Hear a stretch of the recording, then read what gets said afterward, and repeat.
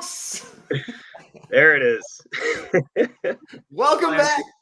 Welcome back, everybody. Yeah, so today it looks like we got a decent number of people for our channel here, but yeah, welcome back, everybody. Apologies for last week, had to push it out. So, appreciate, Fernando and Alex, you guys being flexible and being able to make it this week. But this week we got Fernando back. Fernando, I think this is your third time on the live, and then we got Nostalgia Nomics, Alex. So thanks for joining us. I think most of you know Alex. So I myself, I probably consumed a good amount of your content just over the last 4 years personally. So it's pretty cool to have you on, and definitely appreciate you kind of taking the time for the smaller channels and jumping on and having some discussion with us. So it's awesome. Dude, I'm always to talk to anybody in the space. Channel size means nothing. Just anyone who's, you guys know how it is. There's so much happening behind the scenes, off YouTube and off social media, that people, just seeing channel size or anything like that, it's like the tip of the iceberg on this stuff. Yeah, man. Yeah. So how was everybody's weekend? What'd you guys do? Do anything fun? Well, Alex, you're married, right? So I'd imagine your honeydew list is pretty big all the time, yeah? Man, it isn't, dude. So kind of going back to when I, sold off my collection, man, we redid basically every single thing on the house, got everything repaired, new, anything that needed to be new, get that done. And so we're pretty set for at least the foreseeable future. We don't have too much to do these days. We don't have kids or anything. Right. Life's been pretty good. Life's pretty, we have some good weekends. Yeah. Nice. Awesome. No, I'd say it's pretty manageable here too, but like I said, there's always something to do. There's always decorating or these visions that my lady has. And if for those of you who just are in a relationship, I'm sure you guys know that you're going to get dragged around in Home Goods and Marshalls and TJ Maxx and all these stores. And it's just, bro, I'm just so glad there are stores nearby that I could just venture off to and just come back in an hour. But that's kind of how it is. I've had this house for maybe 2 years, so that's where we're at in that phase. Nice. Yeah, I hear you. Yeah, that's Alex, awesome. I was watching the I think the stream with you and Eli. You I think I heard you watched the card on you watched UFC 300. Yeah.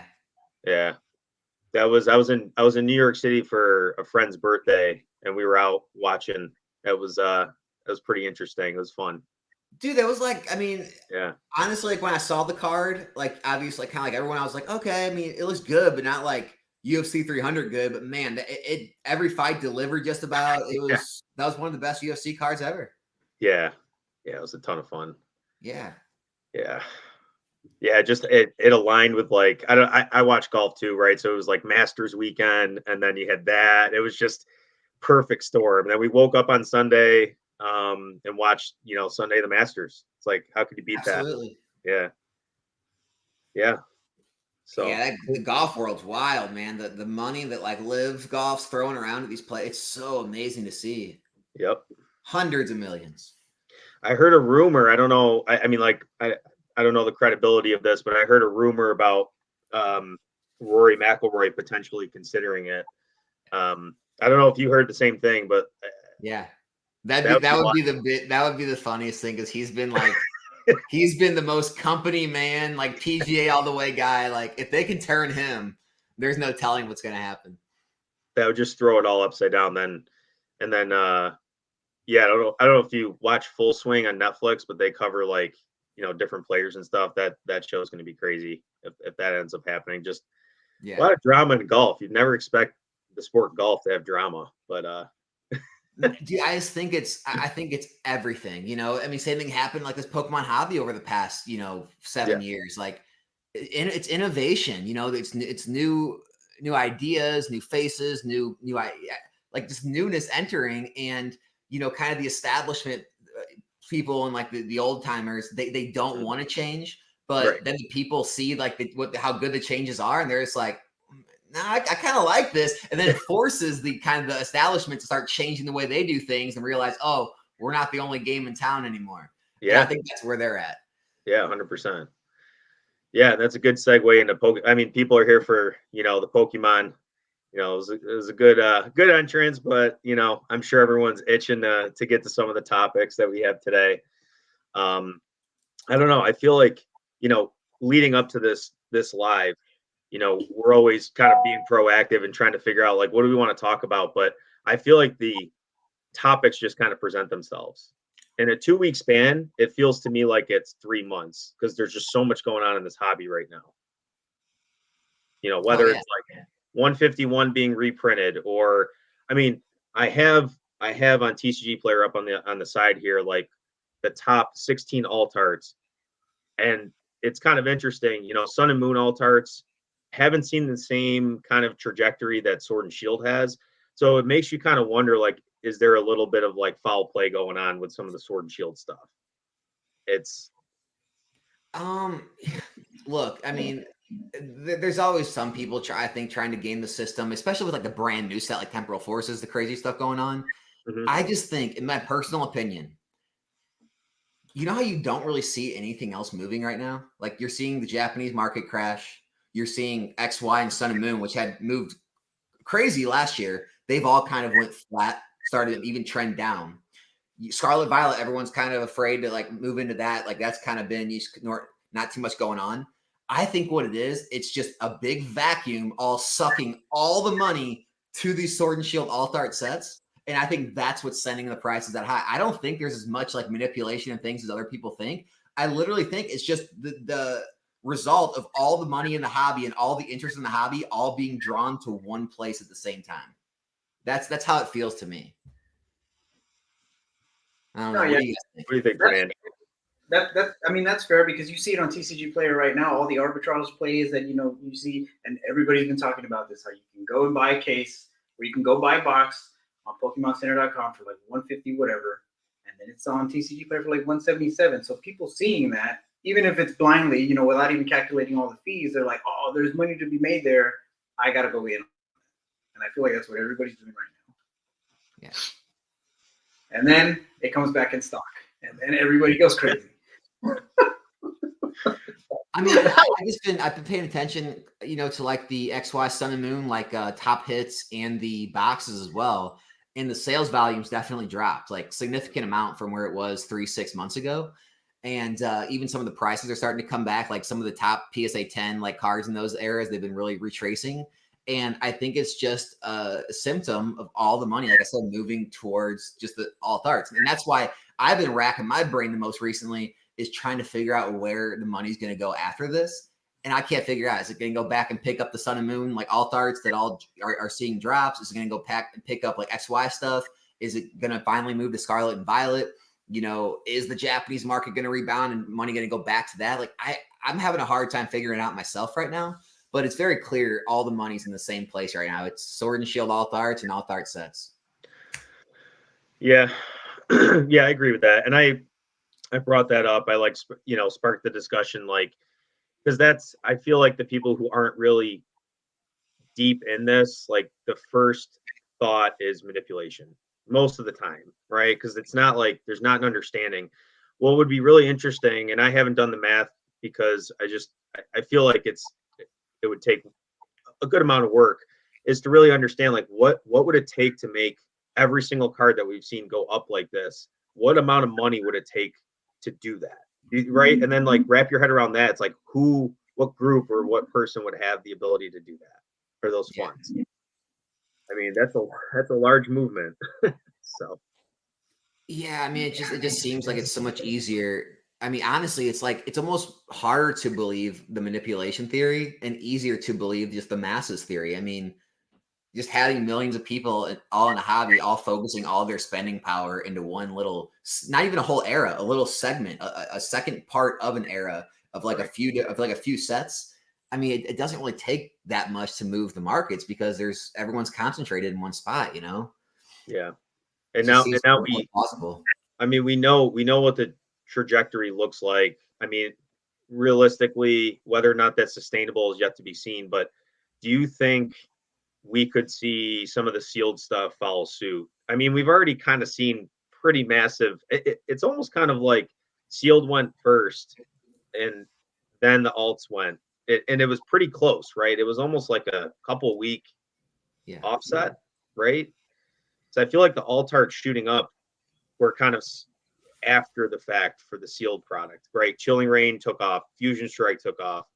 So I mean, I'm sure they're all related in some way, but it'd be pretty interesting if somebody went back and did the analysis and said, you know, what came first, right?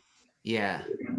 I mean, sealed's always going to move up less than singles, and then it's always going to not crash like singles will. So it's like, right. You know, sealed's always going to be the stable, the more, you know, the move with less risk. And, you know, just like we saw with like the XY Sun and Moon booms, like when the tag team waifus spiked, the sealed went up too. But when the tag teams and waifus came down, the sealed didn't come down. It stayed flat or it kept going. And I expect the same thing in Sword and Shield, like wherever these alt art stop was personally not trying to like pump and dump anything. I truly do think we're not at the end of this move yet. I think these alt arts are going to go higher, but they will reach a point where they do give some of that back and come down. What numbers those are, when it is, I don't know, but I don't think the seal is going to be giving that money back the way the alt arts do. That's just my personal opinion. Yeah, I would agree with that. I mean, the more volatile up, you know, the more potential it could come back down, right? So the larger the rate of change up, the larger potential rate of change back down, right? So I definitely agree with that. But I think in both cases, the new low, and I know you've already you talk about this all the time in your videos, is like the new low is going to be higher than the old, you know, the old low. Right? Like after all this stuff happens, like people are going to get used to that higher price, and they're going to be unwilling to sell under a certain point.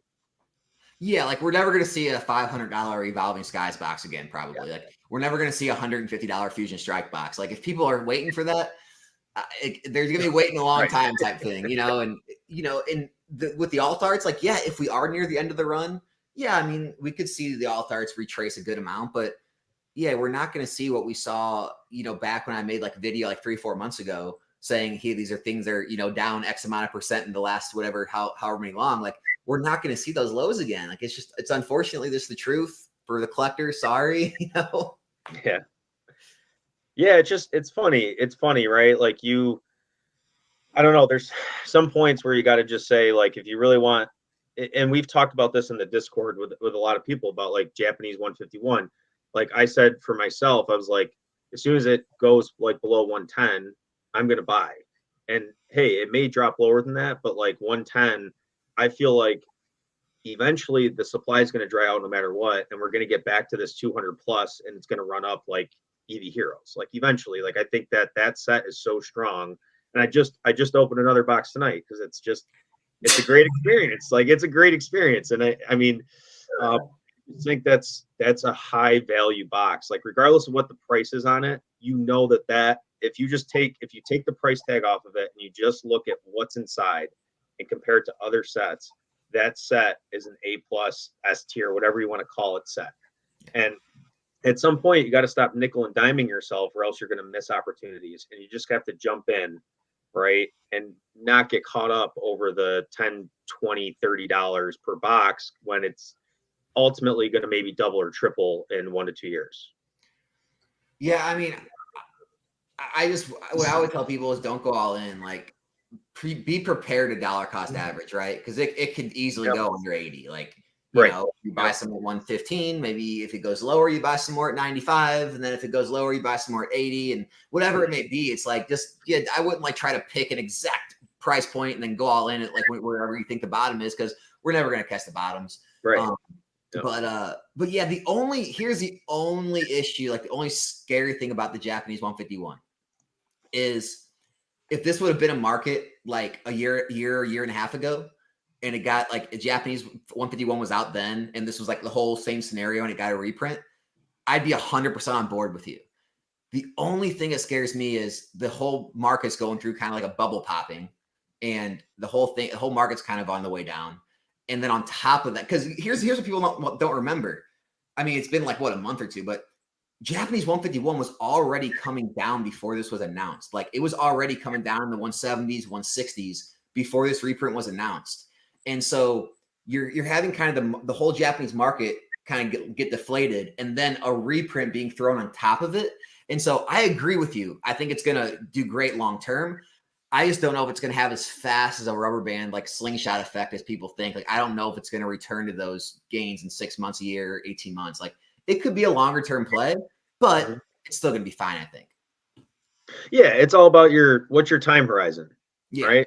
And only you can answer that. Like, that's a very personal question. It's like, are you going to need this money in a year? Well, you should probably not put it into Pokemon if you're going to need it in a year, right? Like, in reality, like, there's probably better places to put your money. But hey, you can sit on it for 3 to 5 years, it might be a good place to do it. Yeah, I mean, unless you want to try to like flip and grade singles or something, like, right. yeah. Right. Or do what Fernando's doing. The Magic game is real, man. Like, I pulled this one of the sample packs. If anybody's watching Fallout right now, I'm hoping that the show's doing good by it. I love the show. I don't know if you guys caught it, but Magic's pretty good to me so far.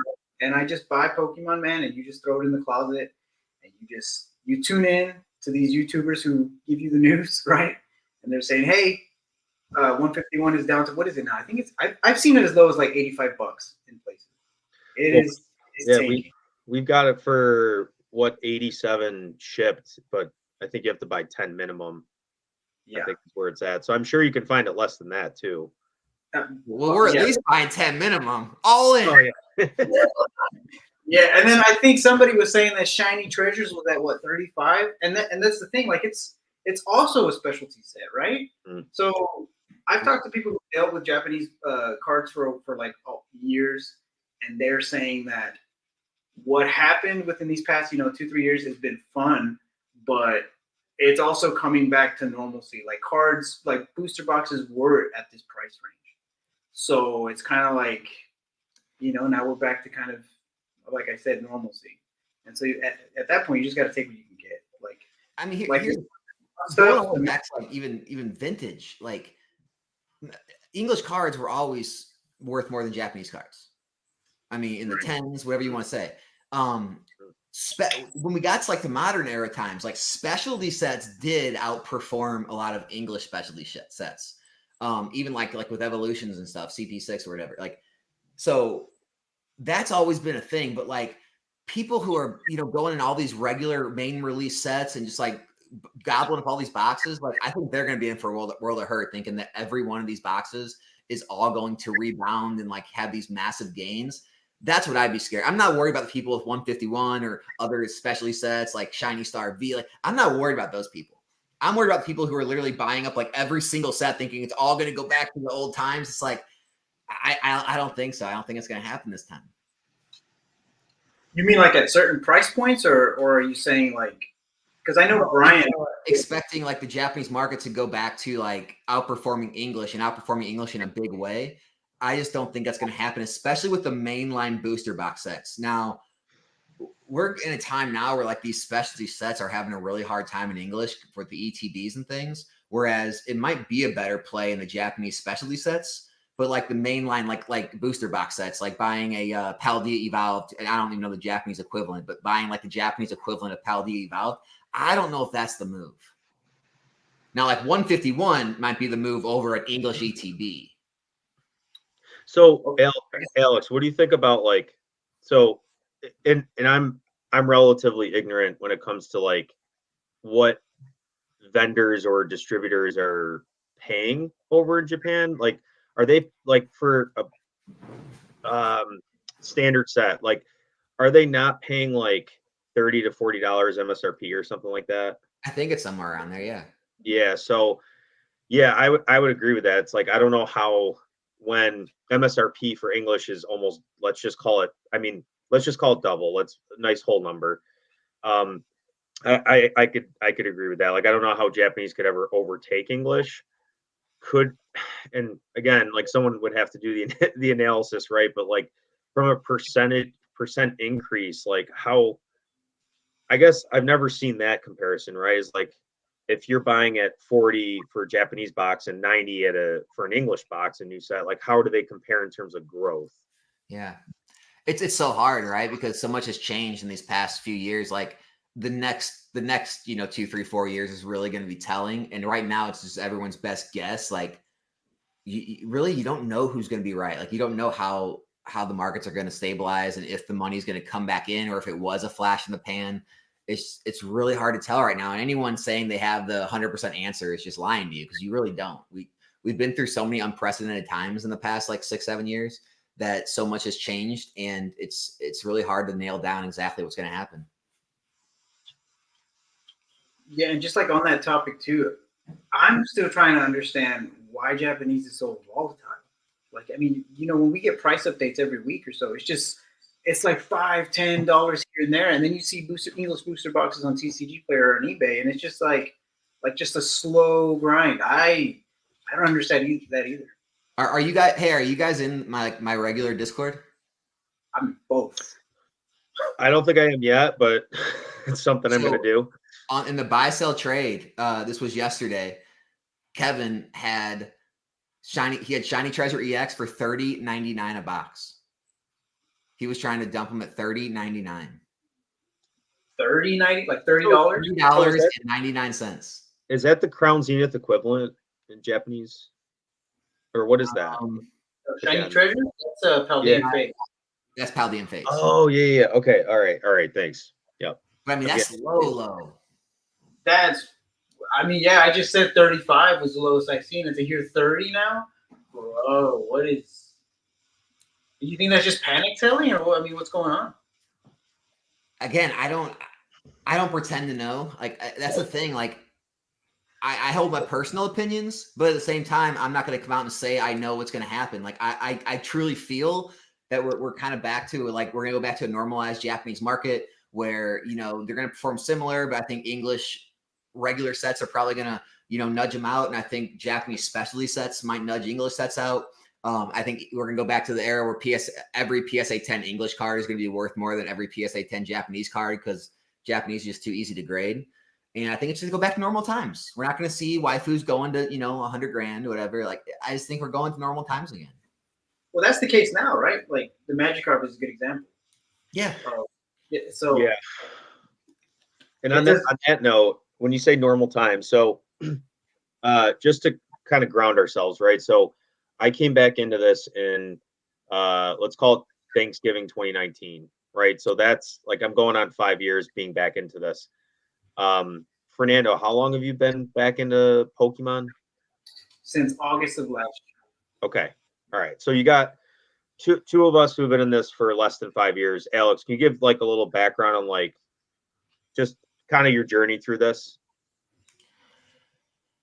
I mean, man, honestly, like you'd probably be able to tell me as much as I could because I didn't really follow the Japanese market in 2016, 17. I don't even follow it much now, but like I was aware of the prices of things when we got to like 18, 19, 20 range. But like, yeah, I didn't like follow it as much. I do always remember though that I know English cards always held a premium in the PSA grades over Japanese. And this goes all the way back to vintage. I mean, you can look at any vintage Monera set and compare the English equivalent to the Japanese card, and the English equivalent usually going to out it in the PSA 10. I mean, there may be a few instances, but it's just kind of always been a thing. And what we saw in the past couple of years, it was unprecedented. And honestly, like I was starting to consider, is it a complete market shift? Are we now going to see a shift away from English into Japanese? And I thought I didn't think it was going to be that way, but it was definitely you had to at least consider it. And it just looks like, it was a kind of a short-term thing and things are kind of returning to a stable market, and it's good. That's a good thing. Yeah. Yeah. 100%. And I guess I was more asking, like, I know we're on the topic of Japanese versus English, but just to understand, like, I guess how much longer you've been in this, relatively speaking, right? So it sounded like you came back in like the XY, like pre Sun and Moon, right? So you caught the beginning of Sun and Moon and all that. Yeah. I mean, see, and that's why it's so hard in this hobby because, you can definitely point back to XY and say, well, a lot of XY wasn't moving. And then the pandemic Logan Paul thing happened and then it all shot up. Without that, it wouldn't have moved. Right. And, they say the same thing about like Sun and Moon too. So it's so hard to like point to certain instances or certain like times in the hobby and talk about why things moved or, is that going to happen again? I mean, I think right now is great because the last 3 years or so, there's been nothing happen, no crazy black swan events. We're actually in like worse financial and like economic times now, and we're still seeing the market perform well. So that's what makes me bullish about this. Because there's nothing that we can kind of point to this time saying, oh, well, Pokemon Go or Evolutions made that market, or Logan Paul Pandemic Free Money made that market. It's like nothing's making this market, and this just kind of tells me this is where things are going to kind of level out and be normal. Yeah, so, until the next Black Swan event, essentially, yeah. right? I feel like there will be that. I mean, I feel like there always is, right? It's just it might be 5 years, it might be 10, it might be 15. That's like every market that existed ever. There's always something that happens. So yeah. But when you were when you got back into it, like what was your approach? Were you like buying collections and flipping them, or were you buying sealed, or like how'd you go about, like I guess, like what was the moment you were like, I want to get back into this? Oh, like from like very beginning? Yeah. Just straight collecting my childhood stuff. I was buying like old game systems. Like I bought like a NES, a Sega Genesis, a N64, like stuff like that. And then I was just like kind of chasing my childhood type thing in my mid-20s. And I went and bought, a base set Jungle and Fossil, like in the binder sets to have the sets. And I started looking if there was any card shops still around, and there was. And so I went in there and they happened to have like packs. And so I bought like base Jungle Fossil sealed packs and this theme deck I still have behind me. And then just kind of just went from there. I just kept I did start like, I was just spending money, and then eventually I did start trying to like buy out like lots and then keep some out of the lots, sell the rest, and kind of be able to build my collection for free that way. Mm-hmm. Like I would even buy like, 15 pack lots of base set, and I would sell like, 12 of them slowly over time and be able to keep 3 for myself. And yeah, I just kind of built that way, just real organically. Same thing, buy collections. And I did start grading around like the 2018 time, maybe somewhere around there. And so I got into the grading game and made profits that way. Kind of how everyone starts, little by little. Yeah. Yeah. Even 2018 is super early, I feel like, in the grading world. Yeah. I feel like grading just went like this after like 2020, right? When I started, they were still in the 4 certs. Oh, that's crazy. Yeah. Now we're up to 9s, right? I think I heard somebody in the Discord, Fernando, say 9. They saw their first 9 cert. Or something. Yeah, I believe it. My last order was 8, 9 something. So, wow, that's wild. Are you guys talking about the actual, like? So I don't grade a lot, as you know, but are you saying the first number, like I think it's like 90 million now or something? Yeah, it's just a serialization, right? Right, Fernando. It's just an identification number on the top right. This is 8, 9. Yep. Yeah. Wow. So you're saying you started in the 4s? Yeah. Hey, my first orders were like the low 4s. Dude, my first submission in 2021 was in the 5s. That tells you how much it's just catapulted up. Like, I just can't believe that. It's just the big thing when I got in the hobby, like when I not got in the hobby, when I started like grading and really diving into the graded game, the big thing was like, oh, you got to have 4 certs. Those are much more valuable than 2 certs, right? Like those are the newer grades. Like there was like a rumor, and I don't know if PSA actually released a statement saying something, but there was like a rumor that PSA started to grade more harsher at some point in the 4s. And so like the slabs before that were seen as like, easier to grade or things like that. And then they also changed their case around that time where it wasn't like the old style case and things. And so 4s were like really sought after. Now people, it's like 8s, and it's kind of crazy how much it's evolved. Do you like the cases now or then? Because when I went to a show, I compared this case to a Beckett case, and the Beckett ones are just so much more solid. Like, yeah. I'm like, why is this the standard when that Beckett is sturdy, heavy, solid? I mean, I've held them all. Like, here's kind of my, I guess, like the way I feel, and whoever case you like, I don't care. It's just I don't really need the case to do anything for me, like, because it's about the card. It's really about just the card. Like, people are again, like, don't like PSA because it looks like older, or like, it hasn't been updated and doesn't look as cool as other grading companies. Like, it's just a case. Like, I'd rather it not be focused on the case or the label or anything. I'd really rather have the focus on the card anyway. But no, I know what you mean. The Beckett cases are definitely beefier. If you ever try to crack a Beckett card, it's going to take a little bit more than cracking a PSA card. Yeah. Do you, Alex? Do you collect like a good amount of graded cards? What's a good amount? All right, let me put it this way: relative to your sealed collection. No. Okay. That's how I kind of feel. Probably like, I don't know, like 5% of my sealed collection. Yeah. Okay. All right.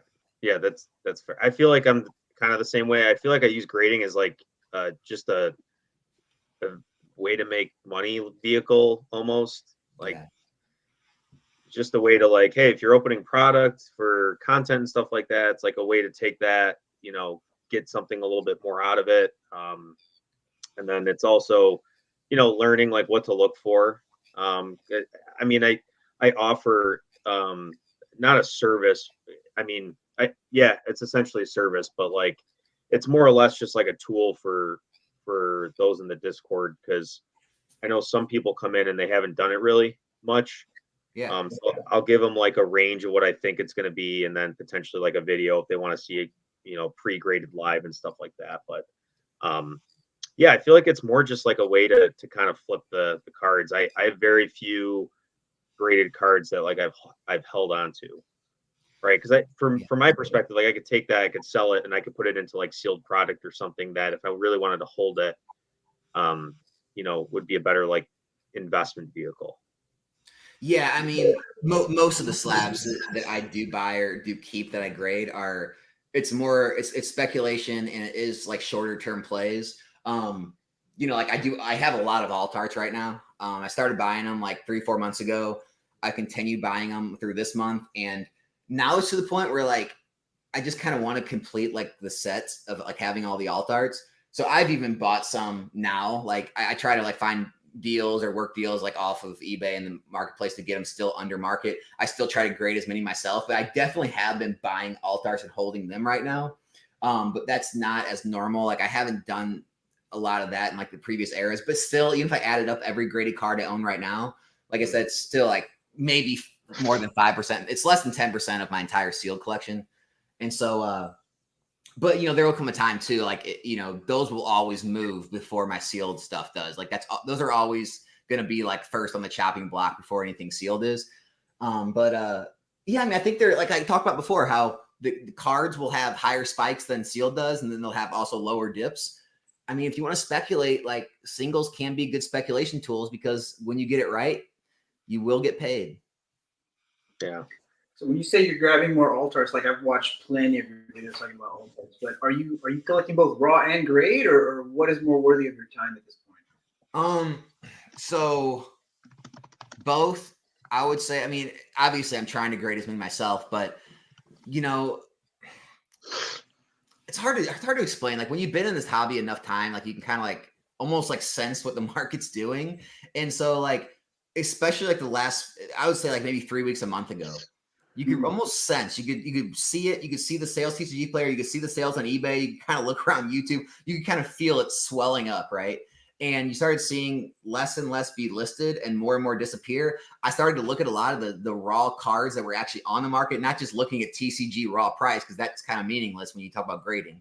And I started to look at eBay, and I started to look at like every single raw copy available of some of the alt arts. And I realized none of these things are freaking gradable. And I was like, everyone's already scoured this market. They're gone. And now I'm looking at the PSA 10s. I'm like, there's only like a few of these before these really start ramping up. And so I started buying PSA 10s. I just started kind of fire buying them. And a lot of those, they're already up like 30, 40, 50% from buying the 10 full market price to what it is now. And it's just, you kind of just see that play coming. You see like the amount of supply dwindling. You see all the graded cards already being gobbled up. And then you see less and less 10s available, and especially fewer and fewer at lower price points. and it just made sense. The play made sense to me at the time. Now, like I said, I still think we're probably in the more of the middle of this move. I think it has more room to go. But now we're kind of getting to the time where I'm not really buying as many as I was. I'm more selective. Like if people are listening on like a Discord or Instagram, or they reach out to me and they want to like, give like a bulk deal under market price, like, something like that, I'm still taking them. But I'm starting to wind down now. Okay. Yeah. Yeah. I feel like I have yet to do anything like that. Like for me, it's been like mostly sealed. Yeah. I feel like I haven't taken the plunge. I'm more of like a risk adverse investor, right? Because sealed, I feel like it's just like we already talked about it earlier. Characteristically, it's just not as volatile, and I feel like we kind of know. It's hard. Like I never want to use the word guarantee, but it feels like there's a very, very good chance in 3 years that booster box that you bought is going to be worth more in 3 years than it is now. So that's kind of how I'm looking at it. Yeah. And honestly, like a lot of things I do, like not just that, but like there's definitely plays I do now doing this full time that I didn't do before when I had like a job and like it was like, a passive income stream. Like now I definitely taking more speculative plays, like trying to make different things happen. Just because it is full time, I'm trying to like, just create other forms of income. So a lot of it's that too. So I 100% understand where you're coming from too. All right, I wanted a question for both of you since you both grade.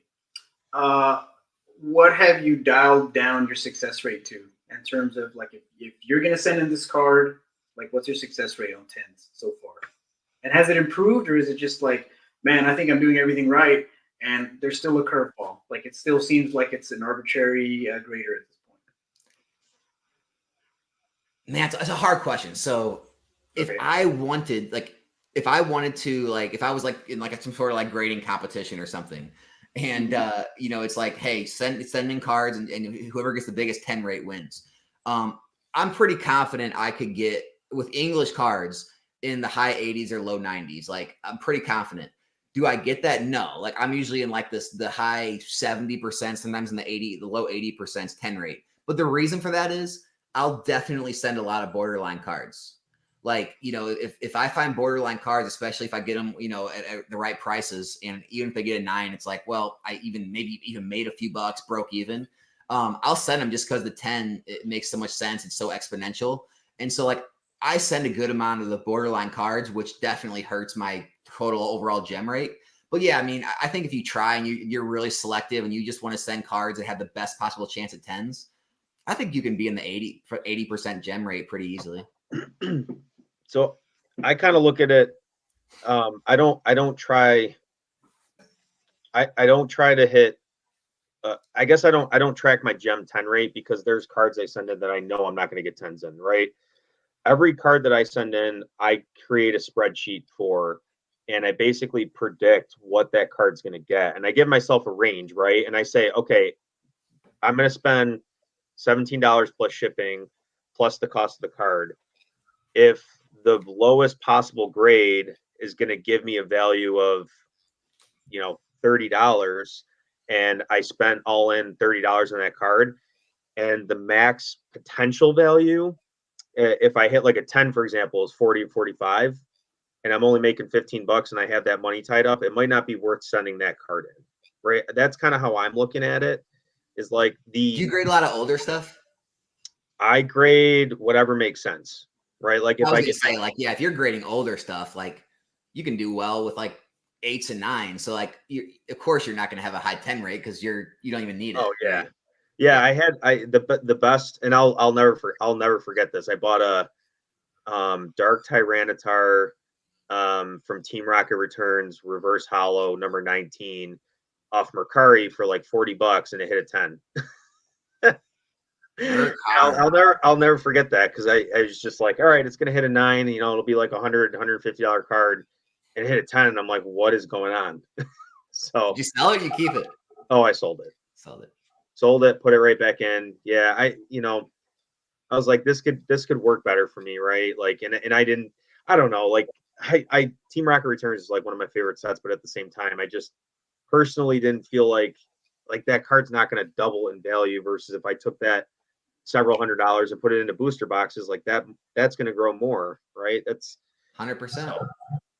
But yeah, I just look for I lay everything out and it just has to make sense, right? I don't discriminate on what I'm sending in, right? It just the minimum possible grade, the value that I'm going to return has to make sense for me to send that card in. See, now I have a question for you. Why is that what you just said? Why is it when I say that it's so controversial, right? Because it seems like so obvious to me, but it's such a controversial thing to say in this community, right? Is you it like Team Rocket Returns? It's one of your favorite sets. You love that card, but you know it's the right decision to sell that and put it into sealed product. Like, why is that so wrong to say? Who are you getting I guess pushback from? Oh my gosh. Just reading my comments. Yeah. A lot of people just don't like the idea of I don't know.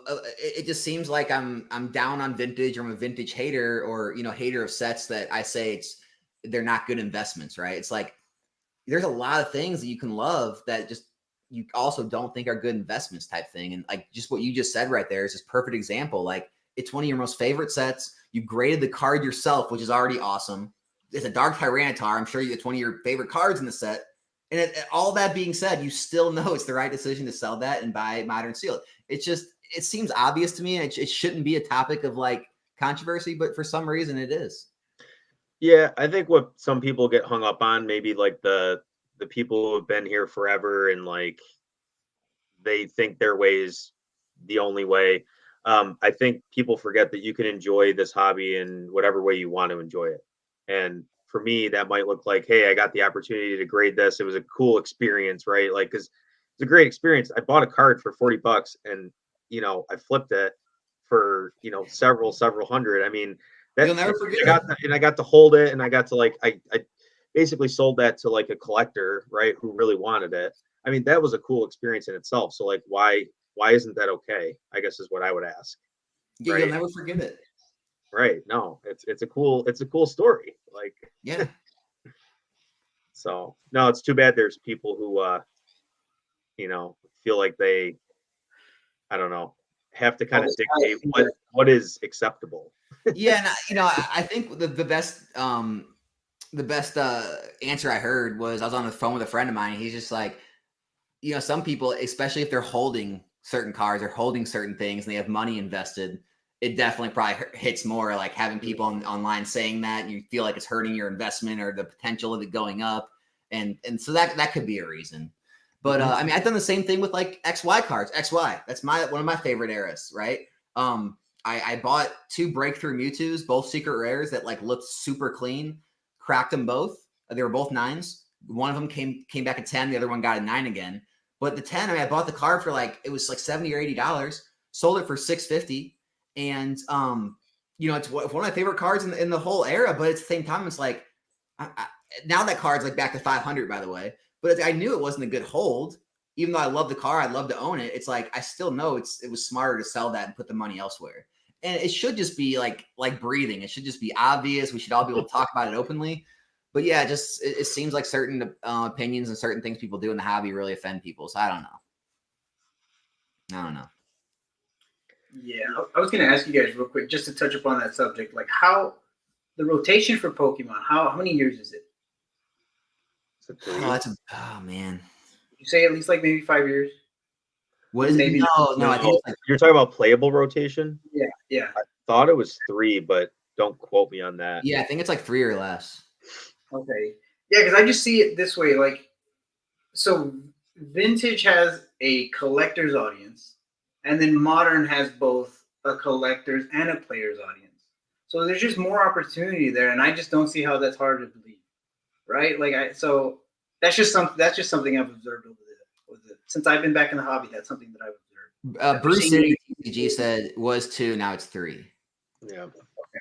Yeah. So that's what I'm saying. Like, I think cards can move up in value in 3 years, right? Like, I think Brilliant Stars is still Is that still in the rotation, right? Like, what are the top hits out of Brilliant Stars? I think could you have made money off of buying Brilliant Stars singles? It's Charizard, man. That's what I'm saying. So I honestly like that. That's one card. Like that is a card right there. Like that, I think has a huge potential. I mean, for a Charizard with a Venusaur in the artwork fighting each other, still in like the mid 200s, when other Alt-Arts now are in the 7, 8, 9. Like it's just, I don't know why that card is so hated on, but it just doesn't get the love the other Alt-Arts do.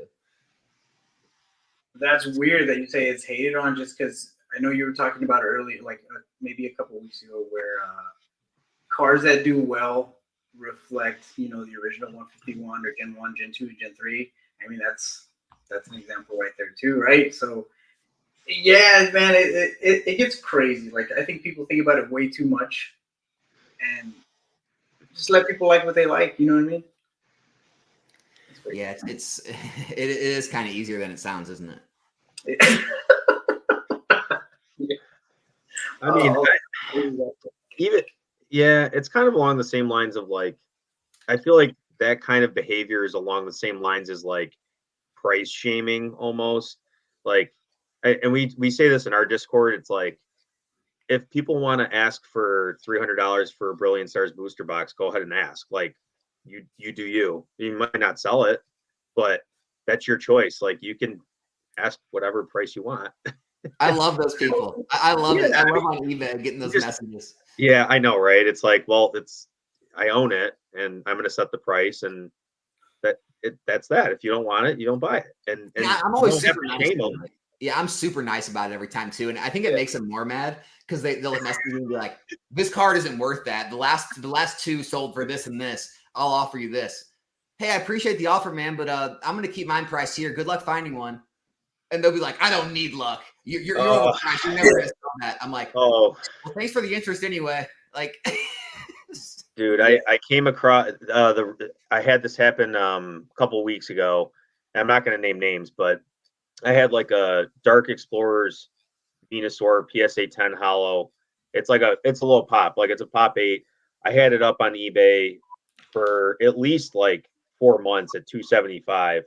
And I was getting peppered by this guy on Instagram. It's like, "Oh, well, you know, I'll offer you this." And I'm like, "No, you know, it's up for this price." He's like, "Why would I pay that?" And I'm like, "You're the one who reached out to me. It's listed for this." And then it ends up selling last week for the price I had it listed at. It usually does, yeah. It's just so funny, right? It's like why are you complaining? All right, I mean, at the end of the day, it's a piece of cardboard. Like, you guys are you're gonna move on. Like this, if Pokemon went away tomorrow, we also have to keep it into perspective. There are more important things in life. It's not worth getting upset. Yeah. Like, I see too many people get upset over like the small things. Like, they're looking for reasons to be upset. So. And I get it. Like, you know, they're trying to catch an auction. They don't hit it. The auction ends at $200. The next one on the market's now $250, and you message that guy, "Hey, this one just sold for $200. The car's not worth $250. I'll give you $200." And they just say no, and you get all mad. It's like, why? I want to share a story with you guys, and I want you to tell me if I was being like a real piece of work. So back when Lorcana was really hard to get, I was up and at him like at 2 a.m, hounding that Ravensburg website. And I ended up getting like six the first chapter starter decks. Paid like a $110 for all 6 of them. And then I go on Facebook and I say, you know what? What's TCG Player saying? What's market price saying, right? So I sold 3 of them. I had them listed for $100 a set. So you get all 3 for $100. And in there I said, hey, you know, selling these, 1 of each. Here's the timestamp. They're getting harder to find. Thanks for looking. One guy, he texted me and said, "You're the reason why these things are hard to find." Are you happy with yourself that you're scalping kids out of this and this and that? And so it's always kids too. It's always kids. Yeah, it's always the kids. But then, you know, a nurse guy bought 3 of them for $100. So I was like, all right, so something is always worth what somebody's willing to pay for, right? There's value attached to it, and he didn't give me flack for it. But I was gonna ask you guys, how do you feel about, I guess, scalping or reselling like that, because in my eyes, I put the work in by, you know, just kind of doing the research and keeping up with the Discord and getting up at 2 a.m. on that list and stuff. I guess it'd be different if I was assigning a bot to it, but I want to know you guys' opinion. I mean, in my opinion, that's just noise, and it is what it is, right? And I think no matter what you do, you're always going to run into people like that, and that's fine. But if you know the work that you did, like that's between you and you. Like you don't have to explain that to anybody else. That's how I see that. Like, no, but I guess you could still tell me if you hate those people, and that's fine. No, I don't necessarily hate that. I think what's a little, in my opinion, a little asinine is when you take a picture of yourself at like a Sam's Club and you have 4 pallets worth of product and you think posting that to the internet isn't going to get hate. I think those people, which I don't know personally anybody who's done that, but I don't know how posting or like taking a video of yourself taking all the product off the shelf is going to yield you a positive response. Like I don't know why you would do that. That's what I don't understand. Is those people. Here's the thing. It's like the people in the market for whatever you're selling. This goes for like any sales across any industry. They're going to buy from someone. They have their money ready. They know what they want. They're going to buy it. And so like when all the car market was going crazy, it's like, well, you shouldn't be selling cars over MSRP. Dude, we got 100 people walking every day and they were selling 20 a day. Like that's what the market's paying. And the same thing goes for Pokemon. It's just like, so if you think if I don't sell this, that people are not going to get on here and also sell it and buyers aren't going to buy from them because everyone's going to all hold strong that no one should sell this and none of us are going to buy, like it's just not going to happen. So it's just like the same thing happens with like grading. People are mad when people make first to market grading plays. Like all these cards are all going to drop by however many percent after, you know, the set's released for 3 months. Yep. And the people continue to buy the first to market graded cards every single time. It's like, if I don't do it, someone else is going to do it. It's just like, you're not going to stop the people from buying it. So what are we really talking about here? Yeah. Yeah. Oh, it's craziness. The good thing is I feel like if you don't look for that, I guess if you don't entertain it, I felt like in the past, I've been able to steer clear of it for the most part. Like those people, like I really haven't had, like that's such the minority of interactions in this hobby. Like the interactions I have are mostly positive. Like I would say 98% of the interactions I have are positive, and you know, it's just about where do you want to focus your attention and your efforts, and you know, you're always going to have those sour apples. It's always going to happen. Yeah, he didn't even give me a chance to respond. Like he said what he said and then like blocked me or whatever. So he didn't even give me a chance. I'm like, all right, come on. So, but I get you. Hey man, it's okay. I'm the real problem with this hobby. Yeah. You hate on vintage. It's because I love those comments. It's because of channels like this I can't afford my favorite cards anymore. I don't even know how to respond to that. But yeah, I guess blame everything but yourself. I don't know. That's you gotta blame someone. I guess. I mean, some people do. All right, so let's switch gears here. So, is there anything, I guess, in the sealed department, Alex? Like, I know we've got, you know, I feel like Brilliant Stars, you know, and again, nobody can predict this, but Brilliant Stars at some point is probably going to leave Pokemon Center, and that seems to be like a catalyst for growth. Lost Origin maybe in the same boat. Silver Tempest probably we can say realistically is going to be later than both of those sets leaving Pokemon Center. Are you picking any of those boxes up right now or looking for them? Yeah, I mean, I have picked more up of both of those sets. It just seems like as you said, it seems so bad to say, but almost a guaranteed play at this point. I mean, look, when you see something happen, like again and again and again. Like we've seen stuff go out of stock at Pokemon Center and rise in value every single time. I mean, it's almost more unlikely for it not to happen this time than it is likely to happen this time. And so it just seems like, I mean, you don't know when it's going to out of stock. It might be tomorrow, might be next week, next month, next 6 months, but eventually it will happen. And eventually they will, in my opinion, rise to $200 plus dollars, just like Fusion Strike and Chilling Reign. And so, yeah, I mean, I still think it's a good pickup. Is that the order that you have them, Walt? Like that order that's a good question. Order, are you asking order like what I value them at in terms of set strength, or the order that I think they'll run out at Pokemon Center? Oh, I would say set strength.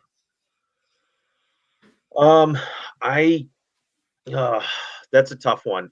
And I've said this before, not to use like a cop-out answer. I will answer your question, but to that point, I think you can take any of the Sword and Shield sets that have the trainer galleries in them and throw a dart at any of them, and they're going to do super, super well long term. Like I throw a dart at any of those sets, they're going to do well. That being said, if you had to put, I mean, I don't know. I guess, oh God, I guess. I'll give you $1,000 to go get a 3K right now. What are you buying? Probably buying Brilliant Stars. I really, it's hard, right? Because Brilliant Stars has the Charizard that I think is undervalued, but it also has, I think it's Brilliant Stars has the Umbreon, Sylveon VMAX. I think the trainer gallery in that set is awesome. And then it also has the, the Dialga Palkia Tarts that I think are super undervalued right now. I think those are more undervalued than the Charizard is right now. I just bought 2 of those. Oh, did you? I think those are. Oh my God! Especially the. I think it's the Dialga, like the rainbow colored. Like, and it's not super expensive. It's like under a $40 card, right? I could be getting that wrong, but yeah, it's. I think that set, given enough time, is going to do better. I know the Giratina is big. And the other thing I really love about Lost Origin, I think they're super close. Lost Origin's trainer gallery is also really strong with 3 trainer gallery Pikachus. It almost gives me like Vivid Voltage type vibes with the Giratina, and I just they're both really strong sets in my opinion. I don't know. An argument can be made for both of them, but I'm gonna say if you give me $1,000, I'll go buy Brilliant because it's a little bit older. That's fair. No, I think I have a strong association with Lost Origin just because back in August when I think it may be a little after August when we were in the wholesale program and those boxes just dropped down to like 102. And that was for me like a real trigger. Like it told me like, oh, hey, this is a sign that there is opportunity here. And so it kind of catapulted this whole operation that I got going on. And that was just one of the first booster boxes that I decided to go on. So that is the one that I bought. And then that Giratina does look pretty nice. Just, I feel like that card, you just don't see it. Well, that creature, you just don't see it too much. You don't see it too often. You see it in Paldea, no. And you see it in Crown Zenith, that gold one. That was pretty cool. I have 2 of those. That's awesome. But that kind of holds a special place. It holds a special place to me. So I think that's why I picked Lost Origin. Yeah, I take Lost Origin too. Like, and I don't even like the set as much as Brilliant, but I just think it's gonna perform better. I just feel like having that big chase card, with the Giratina, and obviously, like you said, the trainer gallery, everything else is super strong. But I think that card alone is going to help propel that set higher. Yeah, it's tough because I don't think you can lose with either play. Like, no, I don't think you're going to lose. And I think one of the other reasons I choose Brilliant right now is because you can get it a little bit cheaper. Like, yep. So, which is kind of crazy to think. And that also probably is just like an indicator right there that Lost Origin will probably do better, at least in the immediate short term.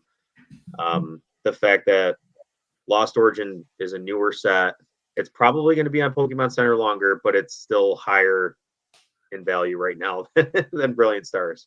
I mean, if you want to get controversial with it, here's the real question. Like, take those 2 sets out of it. What set is better in your guys' mind, Silver Tempest or Astral Radiance? I'm Astral Radiance. I'm Astro Radiance too. Dude, yeah. I mean, hear me out. After Lugia, after the Rayquaza VMAX in the trainer gallery, like name the big cards in Silver Tempest. When you look at Astral, you got the Machamp, the Palkia, and the Dialga Alt Arts. In the trainer gallery, you have the Starmie V, the Misty on the Raft. You've got the 3 legendary birds. Like, I just feel like it's a deeper set. The Lugia is definitely going to be better than the Machamp always. No question about it. I just feel like it's a bit deeper of a set than Silver is. Man, I think the reason I'm just so Silver, it's not even Silver Tempest. I'm just hardcore like Lugia bias. Like that is, I think that was probably my favorite Pokemon of all time. The what? I'm a Genesis guy, and I just, man, I really like that card. The way that one, because I have the Neo Genesis card, which is also taking off right now. What is? What's up? Lugia V. Is it? Yeah, a little bit. It's already up to like 125, I thought. Dude, I don't. That is one I don't have. I've got it at PSA right now, but I'm not like. That's one of those cards I'm not 100% confident in. Well, I hope I get the 10 though, man, because I don't want to have to buy one of those. Oh, never mind. It's 177. Yeah, well, from TCG Player Direct, it's 300. Jeez. Yeah, I didn't know it was this much. Yeah, it kind of shot up in the last two weeks, like 3 weeks. I mean, it's it's pretty crazy what's going on right now. Yeah. It feels like a mini I don't want to say, I don't know. What would we call the COVID like boom? It feels like a mini boom in the Altarts. Like the only thing that gives me like some sort of like not panic is a lot of them are like at or not even reaching or just eclipsing their 1-year highs, which is crazy. They were just so far down. I think people, when everyone always like over hates things and then, things over pump when everyone loves them. And I just think they got so over beat up last year. And that's why I made that video. I was like, these things are getting like, they're way too low compared to what they were. Like, I think there's good pickups because, I mean, think of how hard they've been running lately. It's what everyone's been talking about. And they're still just getting back to their 1-year highs. That tells you how low they were. Yeah, 100%. I mean, yeah, I mean, we like to, I mean, at least I do. I like to use the 3-year rule for sealed stuff. And, if you're not even given the singles the opportunity either, and it's only been a year, that I think says a lot about that. I also, like we've already touched on, we could see our singles, go past the 1-year highs, and then we could see it retrace. But I think we can agree that the low is going to be higher than the prior low. So, and you're going to just have that cyclical action all the way through its life cycle, right? Yeah, I mean, you have to think about it. Like, Umbreon VMAX was down in like the 700s in a PSA 10. Mm-hmm. So it's like, it's selling consistently in the 1200s now. It's like, you're talking, I mean, people think, oh, it's going to fall back down. That'd be like a 50-something, 60% loss. Like, you don't really see a lot of top hits like that fall 50, 60%. Right. I mean, it's just like to say things are going to go all the way back down. It's just, I think it's unlikely, very unrealistic. Do you see a lot of people thinking that it's going to fall or crash that much? Like it just depends on what circles you go into. Not like most, but like, yeah, if you go into like the deep, like, vintage circles, yeah, a lot of those people do. They think this is all. I mean, there's a lot of people in those circles that think this is like we're still in like a bubble, like still like a 5-year long bubble, and that eventually all this stuff is going to drop into nothingness, and these people are going to realize these pop reports and things are they're too plentiful. And they use examples like comics and like sports cards and things, and people will always go back to the old. And again, there's a lot of good points. Like I understand the arguments. I just think, we're just in a different era now. We're in a different era. People value different things. Pokemon's a younger hobby, but there's good arguments on both sides. I just, depending on what like camp you're on in anything, you tend to like you can find yourself drifting too far either way. And I think that's the kind of the camp a lot of people that are like real gung-ho against modern have gotten to. They're just they can't give it any credit. It's like everything's overprinted, everything's overdone, it's all overhyped. Eventually this is all going to fade away, and it's just like at some point you're going to say, hey, this market's established. It is what it is. Yeah, man, I don't get that either. Like the whole overprinted stuff, because it's like, so like in Magic, you think about all the cards that they keep pumping out, like every new set around the same frequency as Pokemon, but you talk to the players, they're like, oh yeah, I'm building my 37th Commander deck. That's 100 cards in each deck, bro. Like you have players who are making these cards, and then when old cards get old, they put them in the closet and they store them and they buy new cards because that's what they like. So you talk about overprinting and stuff. As long as these artworks and the mechanics and stuff keep people interested, like I just don't see it. I just don't see people not caring and it all going and falling on its face. I just don't see it. That's just me personally. Yeah. I feel like we've seen enough, and I almost consider Pokemon like almost like part of and ingrained in like Japanese culture. I just don't see it going away. As someone who's not even been over there, and I've just heard stories. Well, I've been, and it's number one. Oh, you've been over there? It's there, bro. It's in your face, and it's like like when you go into the airport, even when you fly into, man. So I forget the airport, but when you're even flying into the airport and you're walking down the stairs to go to the terminals, like to leave the airport, you see Nintendo stuff and welcome to Japan, and it's all Pokemon and Mario and shit. And it's like, dude, like that is absolutely their culture. Like it's there. It's a staple for sure. As big as the American flag is here, Pokemon is over there. I swear to you. It's their baby. Here's the thing, like if there ever was a world where it does fade away, it'll almost definitely be after we're long gone. Like I don't see how it could die with like, our generation before us, after us. Like it's going to be around for easy, 30, 50 years, in my opinion. Easy. Yeah, it's like the whole concept of it isn't going to go away. I mean, like, so there's all this new technology,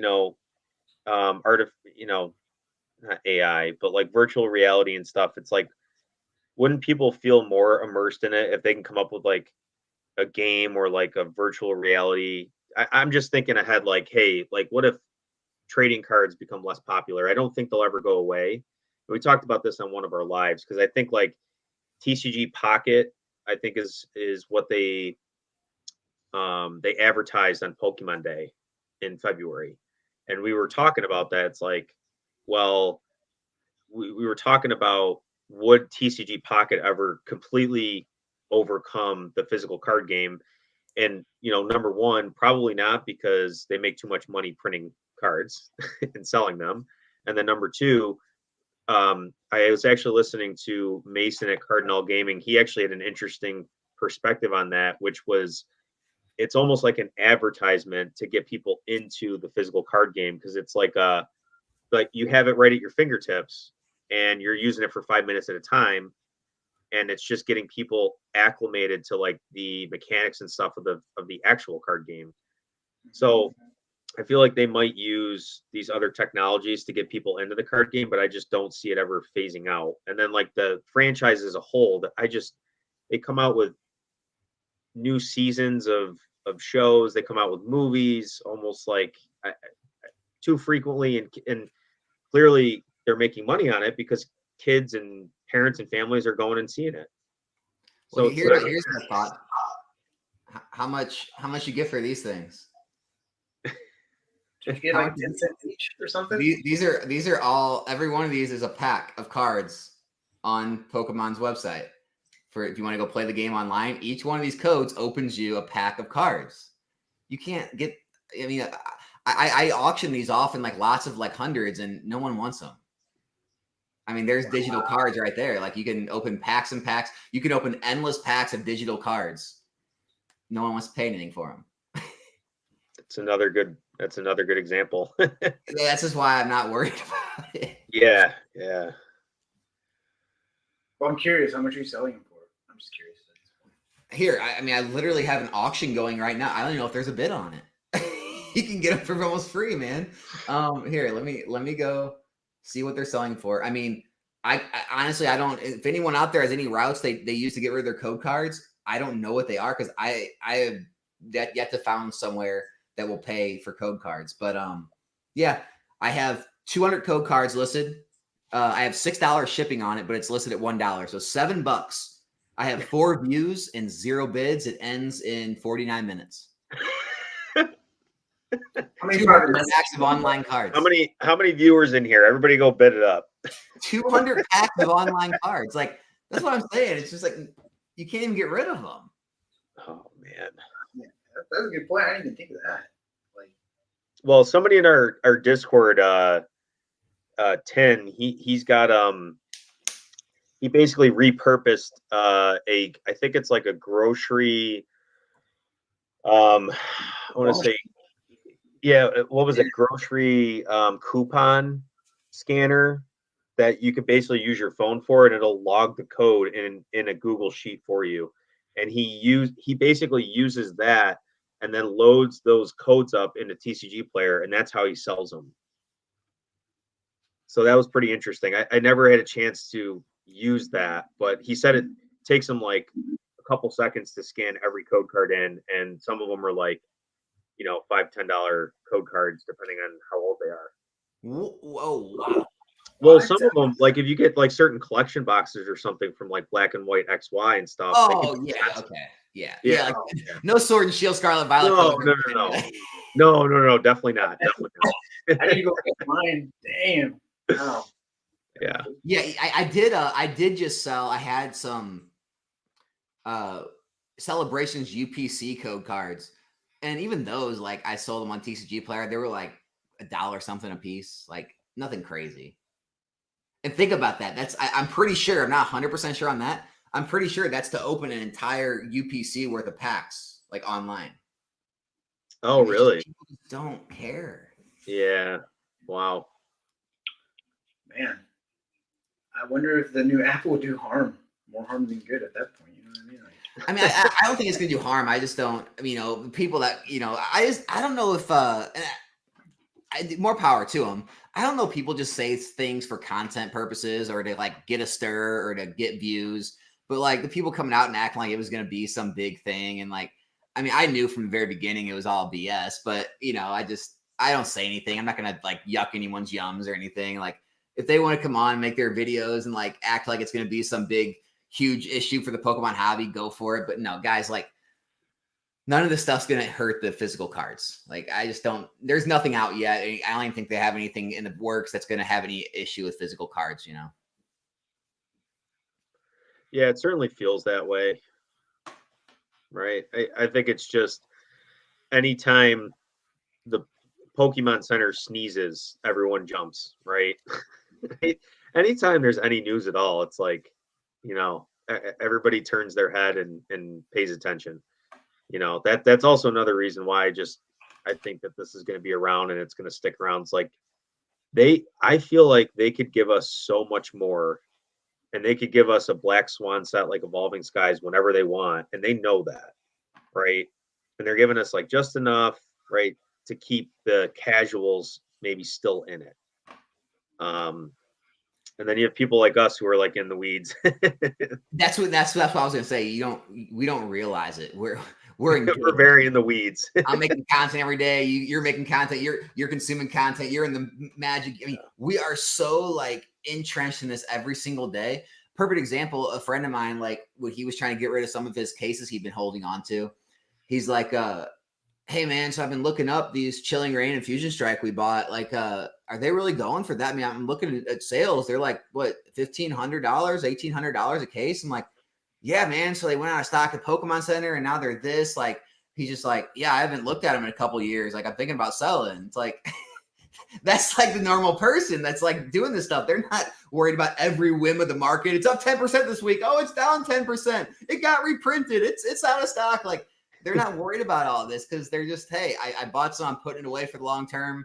I'll check it in a couple of years. If I want to sell it, maybe. It's like, and that's what a lot of people do that invest in this stuff. And we take it to a whole new level. But in reality, all this market noise, it's not that much big of a deal.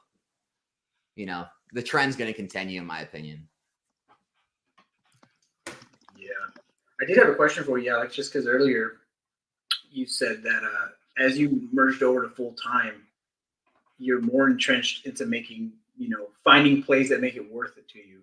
I was going to ask, I think you've touched up on Yu-Gi-Oh before. I know you've touched up on the One Piece stuff. Is there anything else that you think that, like maybe you went on Star Wars or anything like that? Is there anything that you're doing? Yeah, I think any of these new card games, right, that come out with these, like, they have popular IPs. I just think it's almost like ripe to be manipulated, in my opinion, because see, Pokemon, Magic, Yu-Gi-Oh, the print runs are way too high. There's too many people to manipulate it, right? Right. Although people think you can.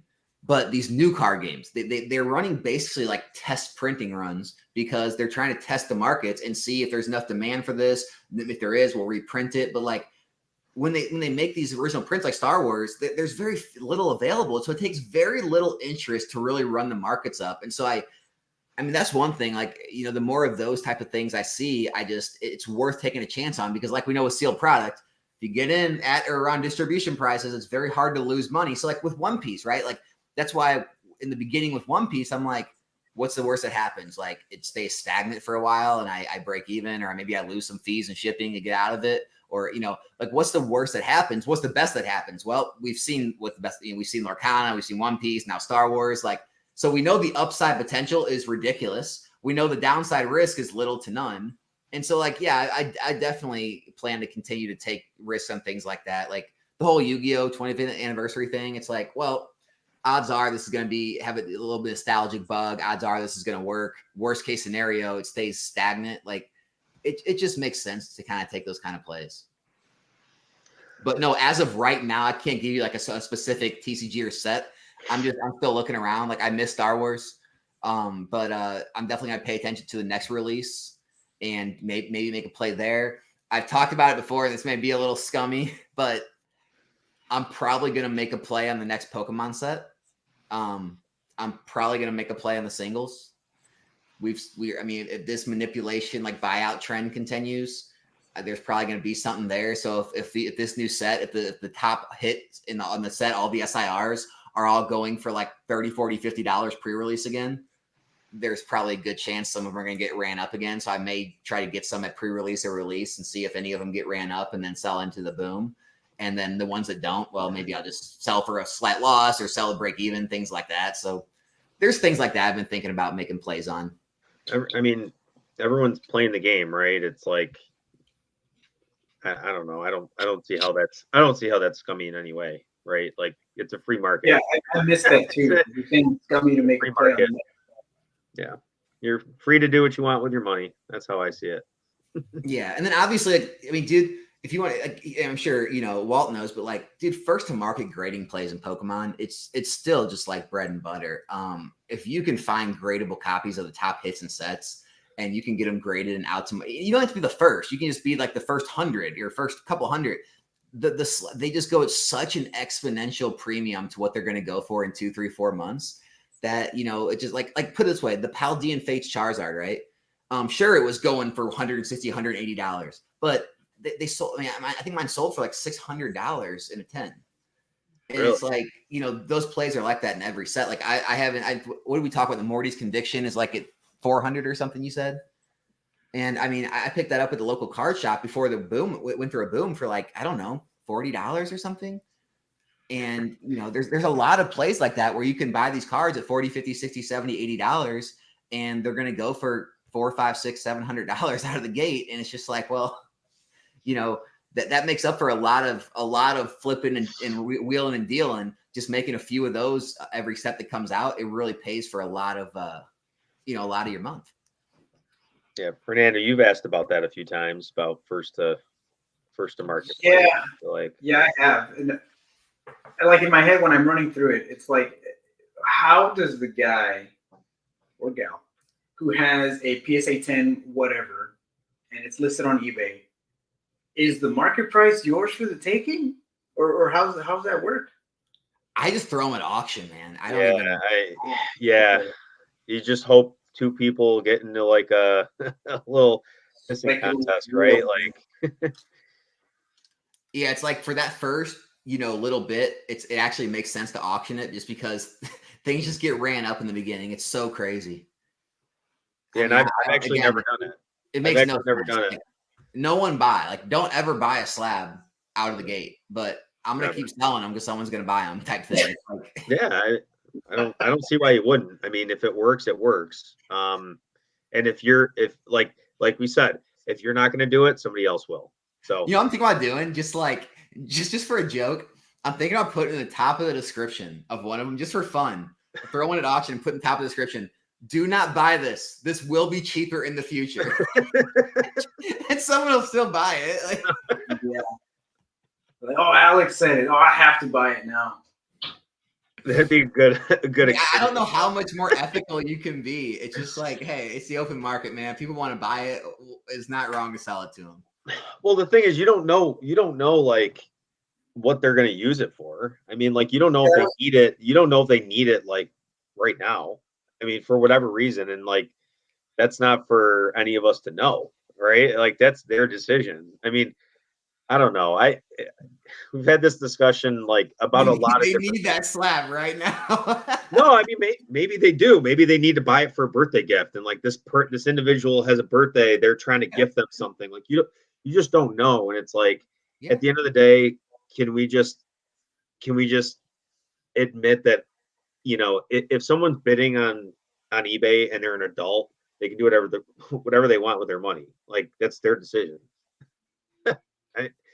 It's crazy. That was going to be my question. Like, who do you guys think the audience for those cards are? But I mean, a gift sounds cool. Like, hey, I got you this. It's a PSA 10, whatever, and there's like none on the market. It's yours. Like, that'd be a dope gift in my opinion. Yeah. But aside from that, like I don't know who's buying it. No, that was a good example. Yeah, and maybe that person, I mean, is a casual collector, and they'll never sell that card, and they'll have it forever, and they're like, hey, that was a birthday gift, and who knows, maybe by the time 5-10 years it will be worth what it was again. Who knows? Like, or they pass it down to their kids, or like it stays in the family. I mean, I don't know, everybody just likes to jump to the negative sometimes, like assume the worst, and I don't know. I think now, especially since we're able to see the art in advance now, I don't know if that was always the case. So it's always like you have something to look forward to. What like maybe 3 weeks to a month now. Yeah, they've been pretty even earlier than that because the Japanese set releases way before. Well, aren't they trying to pair that up now though? I thought they were trying to catch Japanese, or they're trying to catch English up with Japanese. So like we're not getting the spoilers. I thought that. I have to go back and look at the source, but I read something about that, how they're trying to get it so that there's not this gap between Japanese and English. That'd be huge. Yeah. Yep. I wonder if that creates even more like if people start pivoting even harder to English just because it's like, hey, there's no point to get Japanese anymore. Like the artworks are going to be released at the same time. You know what I've always wondered about, like just not Japanese, but Japanese and well, it's Japanese because it's released before. I've always just found it fascinating how everyone decides on what the most valuable cards are. Man, I've heard all kinds of conspiracy theories on that, man. Because it's not like Magic where it's like playable. It's just like, how does everyone just sort of decide like this is the most valuable? Well, I think if we assume the top rarities have you have the same chance of pulling all. Let's say there's 4 SARs in a set. You have the same chance of pulling all 4 of them. That it just comes down to a likability thing for me. I feel like if you took a set you could be able to figure out like yourself, right? Based on what you like, you would be able to say, I like this card more, right, than this card, and then this card, and then this card. And I think maybe that's that's how the price structure is built. How we get to a price, how where that settles, I have absolutely no idea. No idea. but what the highest in the chase card is, I think if you like, it's subjective, right? But you can get there. I think you could get pretty close on the chase cards. It's like, it's just so weird how some sets, it's like, well, no, these are worth 50, 60, and 70. Well, these are worth 95, 80, and 70. It's like, right. It's like, how do we get there? How do we get there? I've always found that so fascinating, though. It's pretty funny. Because I feel like English, like we talked about, English kind of piggybacks off Japanese. It's like, oh, well, here's all the hit cards. We see them in Japanese. This is how it's going to be. And it's like, oh, well, this is kind of what they're going for. And we piggyback off it. But man, if they line them up to be released at the same time, that would get wild in the English market, I think. I wonder if they would even make it like the same, like how in 151 English doesn't get master balls. Like sucks. Yeah. And even that new set, that dragon set that's coming out, another specialty set. When are they going to give just like a awesome booster box? Right. I know, right? It's like, oh my God. I struggle. I struggle investing in the specialty sets personally. I love the booster box product. That is my go-to product by far. It's so hard for me to buy like Pokemon Center ETBs or just ETBs in general, cases of them. Even though like it's short-sighted. I get that. Like Crown Zenith right now, I feel like is a really good play. You can probably find a case of Crown Zenith for cheap relative to what it's going to be in the future. But I overlook it because it's not a booster box. Let me ask you. I want to ask you guys this question. All right. Paldean Fates. Let's say it's a booster box. Where would you put that? Like in terms of what? Like in terms of Scarlet and Violet ranking. I put it behind 151. No, I mean like as a booster box set. Like, would that be the top set? So okay, sorry. Okay, so take 151 out of it, is what you're saying. I mean, like assuming 151 was another great example. It's like my personal opinion right now in Scarlet and Violet, I feel like those are the 1 and 2 sets. It would have and to. They're both specialty. Yeah, they're both specialty. And now this dragon set's they're probably not going to perform as well as the booster box sets, even though I feel like they're probably 2 of the strongest sets. It's very strange. No, you're right. You're right. And I feel like, didn't we kind of see that though for Sword and Shield? Is like Champion's Path was one of the best ones too out the gate. Like, was it Champion's Path? Well, Champion's Path, I mean, it has those 2 high-end Charizards, but it's not that strong of an overall set. But like Crown Zenith, Zenith is, I mean, probably one of the best sets. Like if Crown Zenith was a booster box, I think most people would put that right behind Evolving Skies. And not a booster box. It's. Well, I'm just looking at like the beginning of the era, right? Because we're in the beginning of the era. I think they're focused on playability and like the new mechanics and stuff, and that's all good. We get that. We understand it.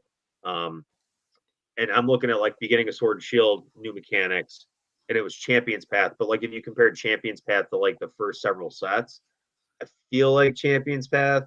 I mean, I don't think it's as strong as Paldean Fates in 151. First of all, I think 151 is going to be one of the best modern sets going forward, so that's not really fair.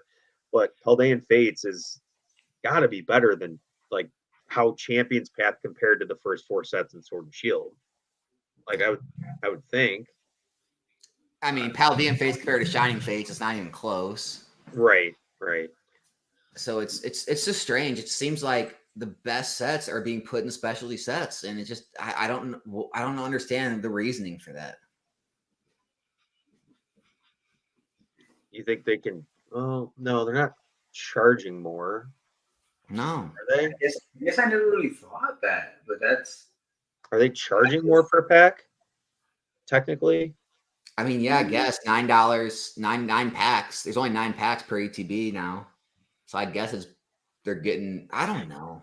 Isn't the booster box the most economical, like from a wholesale perspective, like that's the most economical purchase, right? Is a booster box. And if they don't have to print those, they're getting a higher margin naturally, right? So Yeah, they're not having to print all the extra items, and you know, sometimes distributors like, well, they have deals like that Morpeko box, like that was Crown Zenith, but like sometimes there's deals where the price per pack is actually less, like on some of the collection boxes or tins or something, like for small amounts of time. But on average, yeah, booster box is usually the most economical way to buy a pack. Yeah. It's just strange interesting to think about, like, how they're handling English Pokemon right now. Yeah, I know. I feel like we are at, like, I don't want to say a tipping point because I feel like that's dramatic, but I feel like we are at a point now where it's like, I don't want to say people are getting antsy, but they're kind of looking for that main set that's going to be that next, like, really good main set, like you were saying. You're 100% right. They're antsy. And it's going to happen. We know it's going to happen. Like, it's just when. Is it going to be 2 sets from now, 3 sets from now? Is it going to be the last couple? Which I don't think they would do that. I mean, we know the megas are coming back. So, yeah. And I think it's going to be obvious, right? Like, I don't think it's going to be a thing like where it's like team up, like, oh man, this was short printed, and also it's amazing, and let's all pile in. Like, I think it's people are going to realize it when it comes. I think everyone's eyes are analyzing this so hard. I think when that set comes, it's going to be noticed right away, and it is going to be pumped. I just think it's going to happen. Probably right. It's probably going to be heavily allocated too, which will suck. But yeah. But I mean, Alex, are you involved in every, like, you buy every set that comes out still? Yeah. At different levels, but yeah. Okay. Yeah, because I've just talking about it. Here's my thought process: is I 100% expect reprints, right? And the off chance 1 or 2 of these sets in this era don't get that reprint, I at least want to have cases to where I'm not having to pay $120, $130 a box because I didn't get a reprint.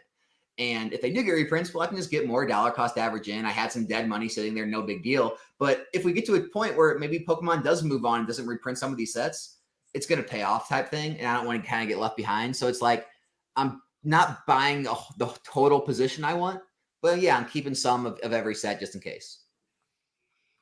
Do you think we could see that with? Oh, I was just going to say, specialty sets. It's just I'm very down on the PC ETBs now.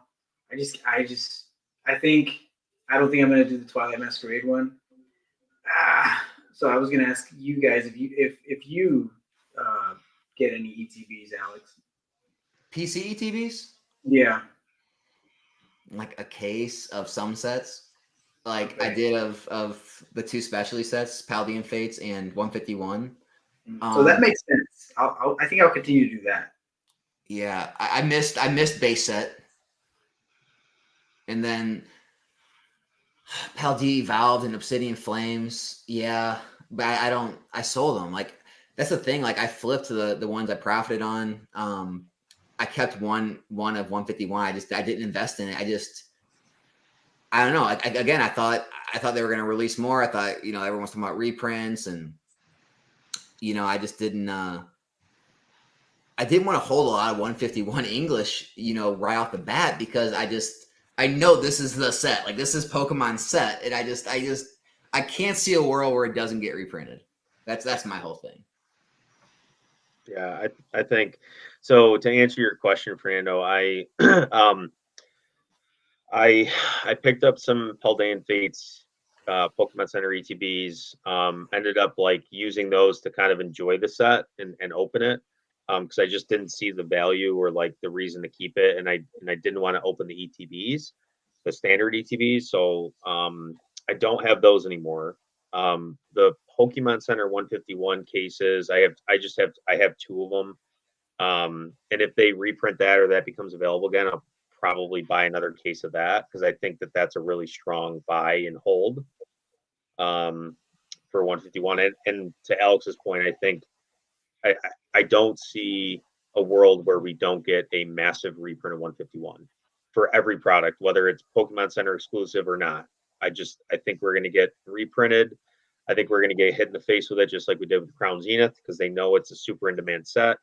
And then it's going to be everywhere for maybe 6 months to a year. And, we may have opportunities to pick it up. So, I mean, that's what I would like to have happen, because I don't really have a huge position in 151 right now. Because of that reason, I think we're gonna get more. Yeah, my whole speculation of 151 right now, it's based around the UPCs, and if I'm wrong, I'm wrong. But I'm holding, UPCs, and I'm also holding a lot of promos, a lot of the UPC promos.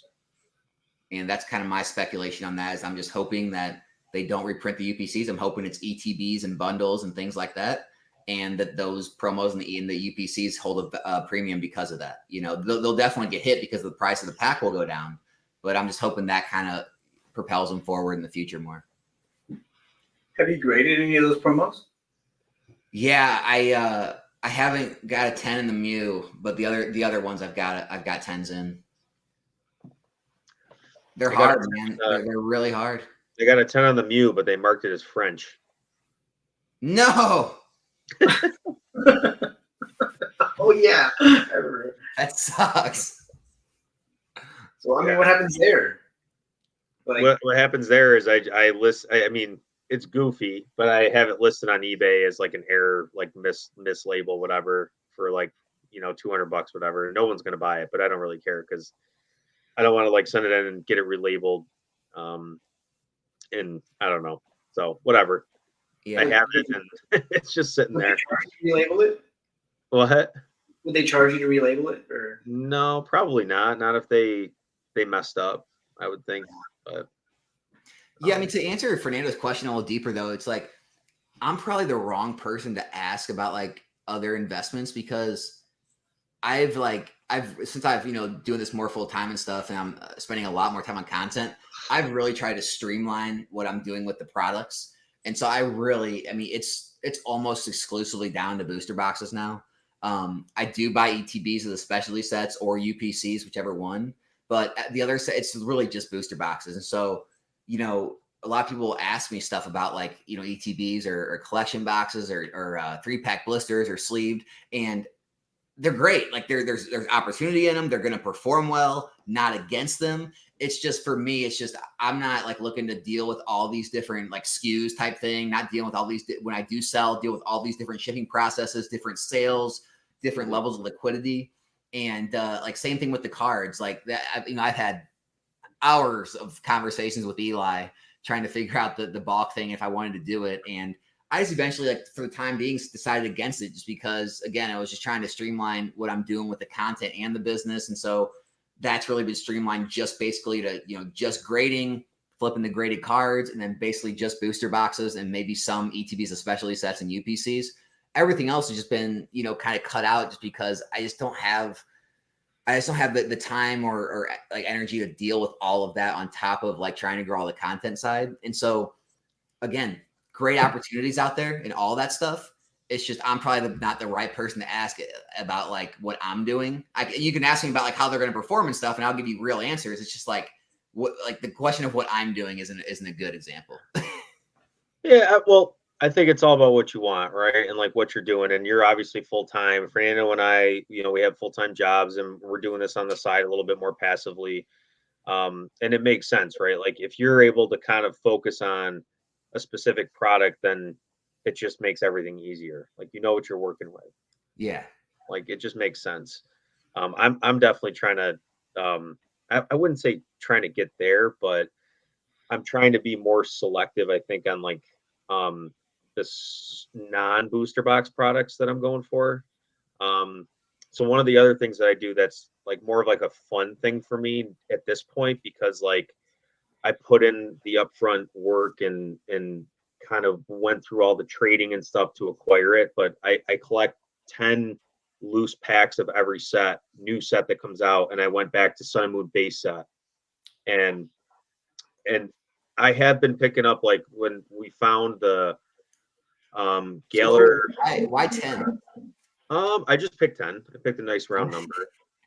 Usually it's like an art set. Yeah, usually I don't know. I just picked 10. I don't know. It was just like arbitrary, and it was like, hey, when a new set comes out, like I might be paying $30, right?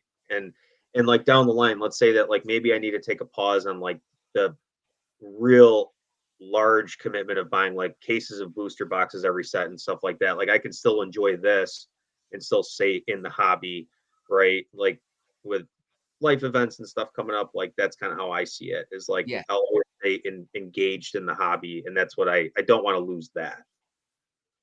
Yeah, so for sure. No, I mean, it makes sense. Like I said, I was doing all that too. I mean, back when I was, like when celebrations, I was buying all that stuff. I was buying the Charizard Espeon or Dark Sylveon boxes, or is it Espeon? I think it was Dark Sylveon. I was building I was buying like the trainer, the collector's chest, like tins. I was buying different sets like blister packs, or like I was buying just like anything where I'd find a deal, it'd be under market. I know there was a margin there. I felt good about the promos inside. Like all that stuff works. Like, and I'm a fan of all of it. It's just you get to a point where it's like you figure out what you should probably cut out and what you should probably focus more on to make it make sense for your best of your time. And so that's just where I'm at. Like, but no, all that stuff's still great. You can do well on all of it. And I did well on all of it. So yeah, that's awesome. Yeah, you just gotta, I mean, everyone's equation's different, right? Like everyone has got a different situation. You got to make it work for you. And that's one of the cool things about this hobby is everyone can, I mean, you can pick and choose what you want to do. Like if you want to go for singles, you want to go for character rares, you want to go for, I mean, you can enjoy this hobby in so many different ways. So yeah, if I wasn't spending any time on YouTube, right? Like no YouTube channel. I mean, I do a lot of things different. I'd probably go for all kinds of different products. I'd be great if I wanted to like focus all on the, like, you have a lot of business people that like they spend all their time running their business. It's like, yeah, man, I'd be going all in. I'd be buying out way more collections. Really, I'd be watching hundreds of auctions. I'd have, 500, 1,000 listings on my eBay at all times. Like it'd be, I'd be spending all my time doing that. It's just, I'm having to find a way to, spread it between everything, the investing, the business, the YouTube, social media, growing, all that. And I'm just trying to find the best way to, spread my time out type thing. I was going to ask you, when did you start like moving into pack breaking? Because I know you really like that. You've talked about how you really love opening packs and stuff. So when did you decide that you were going to try out that avenue in addition to making content and stuff? Man, when did I decide that? I think around the time I went full time. I honestly, I don't even know. I don't even know what like thoughts were in my head or why. I was thinking about like doing pack breaks, like as like a channel, like a Pokeref. And I was like, man, that's going to get really expensive. And I'm just like, well, what if I just do pack breaks like for other people and I can still have content, I can still do it on my channel. And I've even thought about actually taking that a step further too, is like offering boxes like at or under like retail price, and people can buy them. And like, I'm gonna do like a video a week opening that box, like for content. And then you get a, cheaper price or whatever than market. Or so I might even start doing that kind of like almost like Rudy does for his patrons. And like, just like, cause I wanted opening content on the channel type thing. And I wanted to be able to open packs. And that, I think that's what it kind of stemmed from. how long have you been full-time? About 6-7 months now. Oh, okay. All right. What's that? How has that been for you? How's it been? It's been great, man. It's been fantastic. not going to work anymore. No. I mean, obviously it's far less money. I mean, probably make, a fourth of what I used to. But I wanted to give it a chance. I still haven't figured out the exact formula or exactly where I want to take it, but I do think there's avenues here to grow and make it into a sustainable business where even if it doesn't ever replace my old income, it can get to a point where it's enough and I enjoy what I'm doing and that's sustainable and things like that. And so, yeah, man, with all of those, like, like being fulfilled and enjoying my life and having more time with my wife and all those super successful as far as like income wise, no, nowhere near. I said it in another stream, like if I had kids and, you know, had other expenses and debt or something, and it wasn't just me and my wife and we weren't in a good financial situation, I wouldn't have done it. But because of, you know, where we're at, it felt right to try to take a chance on it. Yeah. I mean, now's a good time to, you know, take the risk, the opportunity. And it sounds like you're in that position where you can do that. And that's awesome. I mean, not a lot of people get the opportunity to do that. So that's pretty cool.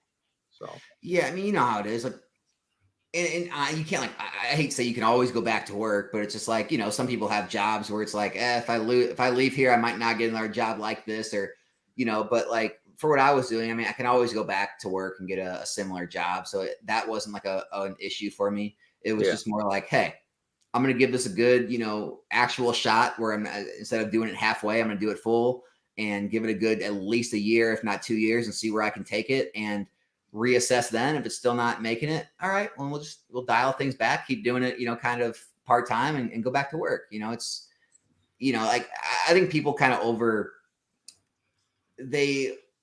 overanalyze things, and they over I'm trying to think of the word, like put too much emphasis on what like maybe a year or so off of work or not make, you know, will actually do to your long-term, you know, life or career plans and things like that. It's just like, I mean, even like a 401k, right? Like if you take 1 year off from investing in your 401k, it basically means nothing, right? I mean, if you start investing in a 401k at like 20 years old and you invested into it until you're like 35, and then you don't invest in it from 35 to 36, and you start, it basically doesn't even change anything. And like, yeah, it's kind of how I feel about, you know, this whole thing. It's just like, you know, if I go try this for a year and a half, 2 years, and then it doesn't work out and I go back to working, it's like, in the big long scheme of things, it didn't really change much, you know? Yeah. At the office, you know, I'm surrounded by a bunch of older gentlemen who are just kind of waiting their days out to retire. And when I tell them about this, because they hear about it, because I'm doing this stuff at work sometimes, and they're like, "Oh, that's pretty interesting. Are you gonna like do anything big with it or anything?" I was like, "I'm trying." And the number one thing they tell me is that when they were younger, they wish they took more risks. And Everyone says that. That's kind of what I'm doing now. So I agree with you, man. Just give it the good old, like, you're in it. Just give it the good try, and then just see where it goes. And everyone's situation is different, you know. Oh yeah, absolutely. But I was going to ask you, like, knowing that, like what goals do you have? Like, what milestones have you set out for yourself, and maybe what are some of the ones that you've just recently completed, like in this whole like journey? God, I wish I had them. I wish I had a great answer for that, and I just don't. Like, I haven't even thought out like the game plan enough to even have that like answer of what goals I want to reach in it, right? Like, you know, because I haven't even figured out like exactly where I want to take the business or the channel, or even if it's sustainable to even grow to a point where it makes sense long term. If all this is going to last long term, like I'm probably the worst person when it comes to like those long term plans. Like when people say, "Hey, what's your 5-year goals? What's your 10-year goals?" I'm probably the worst person for that, right? Like I'm good with that when it comes to like investing in money and finances. As far as like how I'm going to get there, like career wise and stuff, you know, here's always been my like philosophy with everything I've done, because I've always been in and out of. I started businesses, sold businesses, started new ones, taken time off. Like I've taken a lot of time like off in my life. Like when I sold my first company, I took the next like 8 months off. Like I didn't work. I, you know, lived off, you know, some of the money I made from selling the business. Even when I like had one of my lawn care landscaping companies, I learned from the first company I had, and I realized I didn't like to work the winters, because I did the math and I was like, the amount of money you make in the winter from, even if you do snow removal and, you know, maybe you want to do Christmas lights, like it wasn't near as much as like what you can make just working more during the year. So I just made it a point to, okay, I'm going to take every winter off. So I just take 2.5 months every winter off and things. So comfortable having time off. And like, that's my whole philosophy has been, hey, as long as no matter what you're doing, right? Whatever job you're doing, whatever money you're making, as long as you continue to put, you know, X amount of money away in the 401ks and the Roth IRAs and towards Pokemon, as long as you continue to put that money away, you continue to pay down the house, no matter what you're doing, as long as you continue to do that for enough time, you're good. Don't touch the money, let it grow, continue to put into it, you're good. So it's like, had this job, had that job, was working, wasn't working. The whole time I continued to put into all the investments. And like, that's been the whole like thing that made me more comfortable about it. You know? Yeah, that's awesome. Yeah, I mean, the fact that you know, I don't know. I just think it's cool. Like a lot of people, I feel like you know, my dad included. My dad was super, I would say reserved, right? And he never really like Fernando. You just said like you were with older gentlemen, and they said they wish they took more risks. My dad said the same thing. I think all of our parents were like that. Fernando, were yours like that? Like what? Like they like more reserved, like didn't take a lot of chances? Yeah, I mean, I guess. Well, do you have kids? I forget. No, I do not. I do not. I think maybe when you have, and I could be wrong, but maybe my mom had me when she was 19. So maybe the thought of being a younger parent, maybe that deters people from taking those risks, right? That's fair. Maybe that's part of it in my situation, but I think everybody's a little bit afraid, just inherently with things that are different. Everybody's afraid of change and stuff. So yeah, I mean, my parents were like that for sure. Yeah. What were you gonna say though, man? No, he always, tells me the story about, how he was living in an apartment when he first got his, he was a banker, right? And he was working for a couple years, and his landlord came to him and was like, "Hey, you want to buy the property for like 40-50 grand?" And it was like a duplex. And he's like, "No, I can't afford it." And he's like, to this day, I regret not doing that and not like trying to make it work somehow, right? Because I don't know, like if he got into that, I feel like he would have it would have grown, right? Like he would have learned, he would have got familiar, he would have got comfortable. So a lot of the time, it's just like forcing yourself to do something, and then just learning as you go, right? Which is kind of like what I did for this and like the wholesale stuff. Is I was like, all right, I'm going to spend the $250 on like the Wix account or membership plan, whatever, and I'm going to force myself to make a little website, and then I'm going to force myself to start it up, and we're going to run with it, right? And it took like a couple months to get it going, but like sometimes all you got to do is just push yourself and just go start doing, right? Don't overanalyze. Don't get into this analysis paralysis situation. Just go start doing. So, I don't know. No, yeah, that is the hardest thing. I mean, we're engineers, right? So we overanalyze everything. It's we're coded that way. But it got to a point where, I mean, I'd watch Alex's content, and then I found you guys, and then I found the community there, and everybody's just so positive. And I'm like, you know what? Screw it. I'm just going to buy 6 cases of this. I'm going to buy 6 cases of that. And now you have to make it work, because now you're sitting on stuff that you have to list now. You have to list this stuff, and it forces you to work, and then you learn as you go. And I've been through trying to ship orders, shipping your PWE orders, and learning how to deal with customers who say, "Oh, I didn't get my stuff, bro." And I'm like, do I refund them? Do I try to make it work? Like, you learn all these very valuable lessons that they only come to you by doing, right? And I think a lot of people are like, all the people who bash this stuff haven't done it. Right. And that's another thing. So what you're doing is absolutely is valuable in its own way. So what are your guys' plans? Like, are either one of you trying to like eventually do like some sort of business in this industry full time? Is it always just going to be, you want it to just be a good hobby, good side income? I'll let you answer, Walt, since you're more entrenched in this than I am. To be honest. I guess I'm still trying to figure that out. I think I have like 1-year goals that I kind of like assessed at the beginning of the year that, are not like, I wouldn't say are financially driven goals, but they're like goals that drive a certain behavior. And where I end up at the end of the year will give me a better idea of like what maybe could happen in the future. But I mean, complacency at a job is a real thing. And, if things are good, then it's hard to, I don't know. It's tough, man. I'm sure you've been through it, but.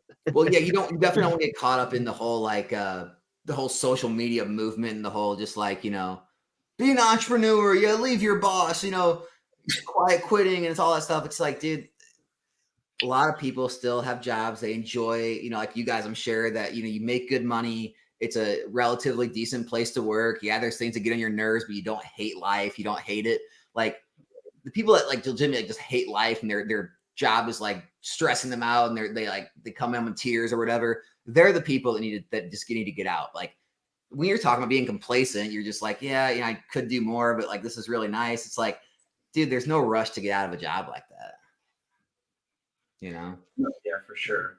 And I think that's kind of what led me into doing this, to be honest. Like, work is a little slow, there's not too many contracts in at work. And I'm just like, what should I do with my time?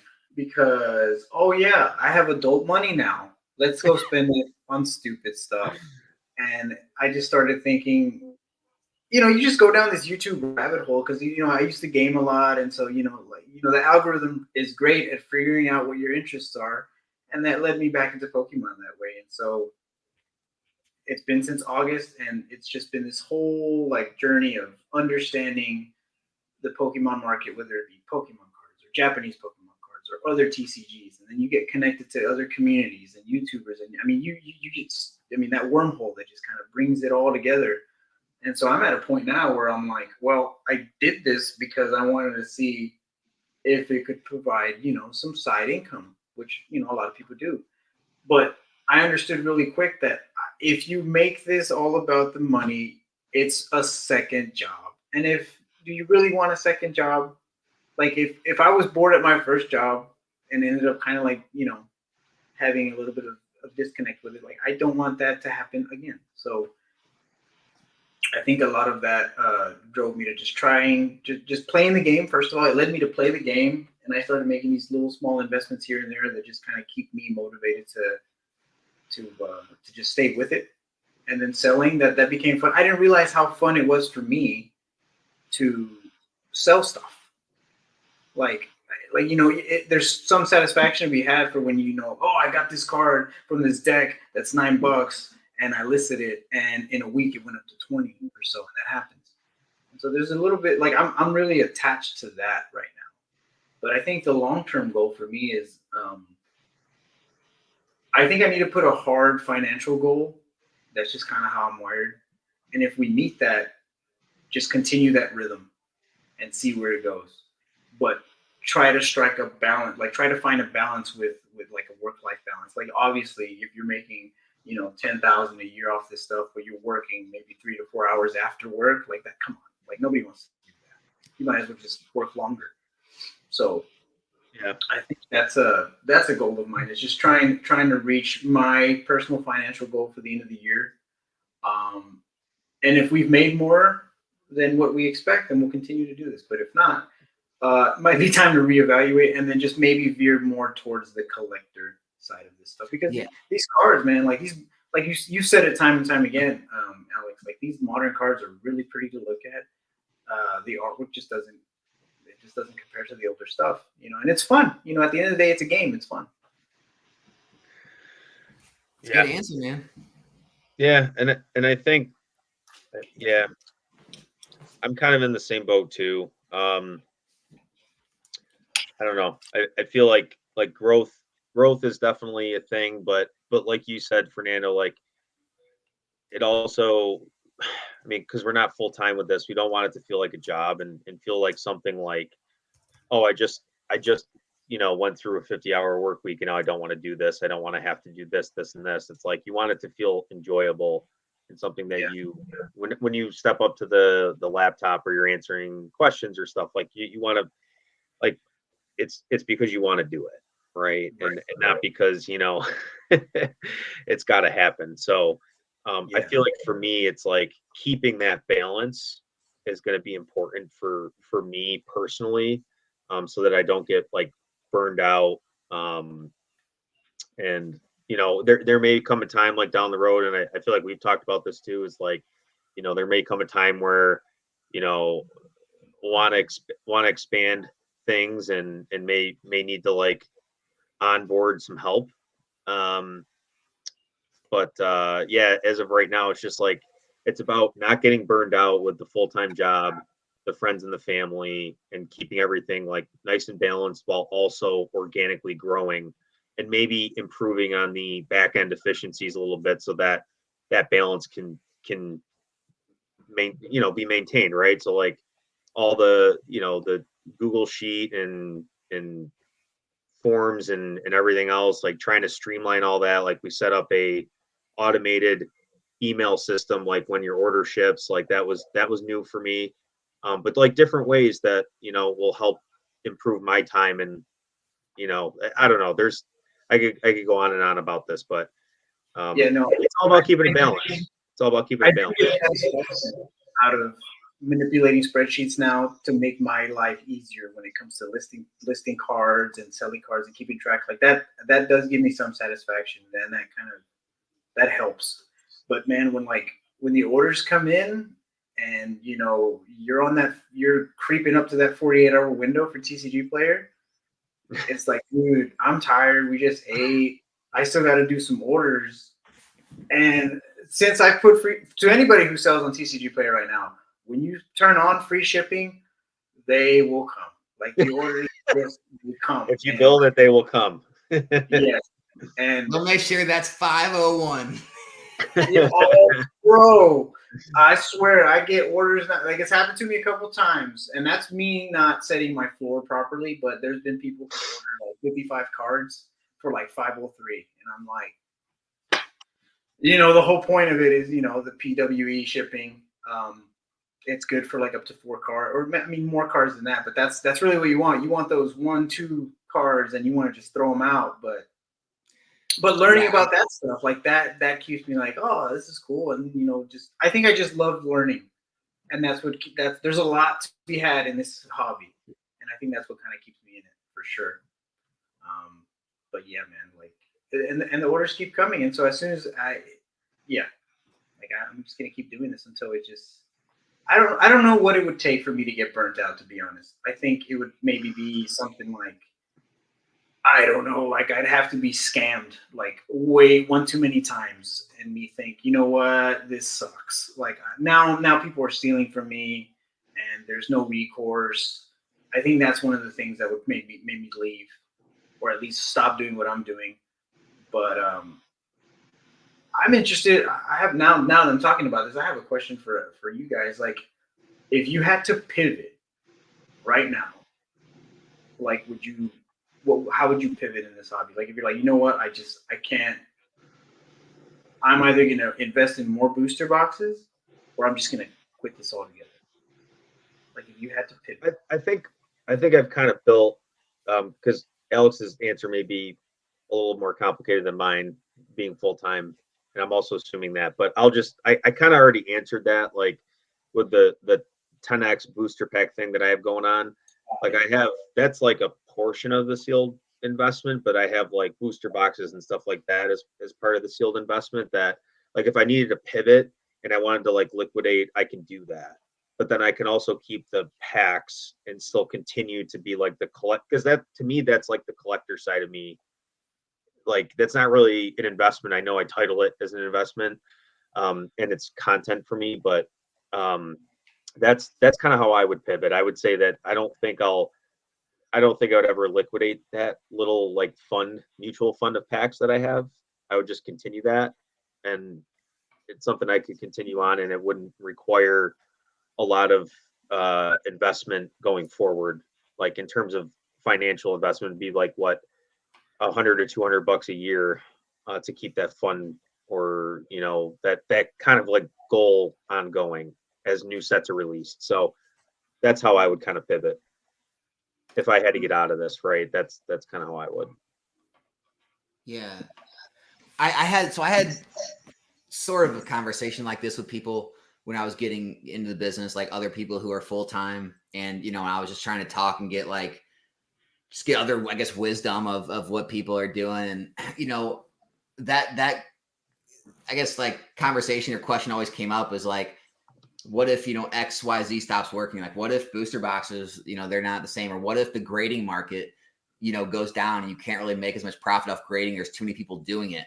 Or with social media side. And that was really why I wanted to build this the way I did, is I want to have the long-term stuff to build over time to like eventually like 2, 3, 4 years, you're always going to have some sets each year you're going to be able to sell if that continues, right? And sell and make money off of.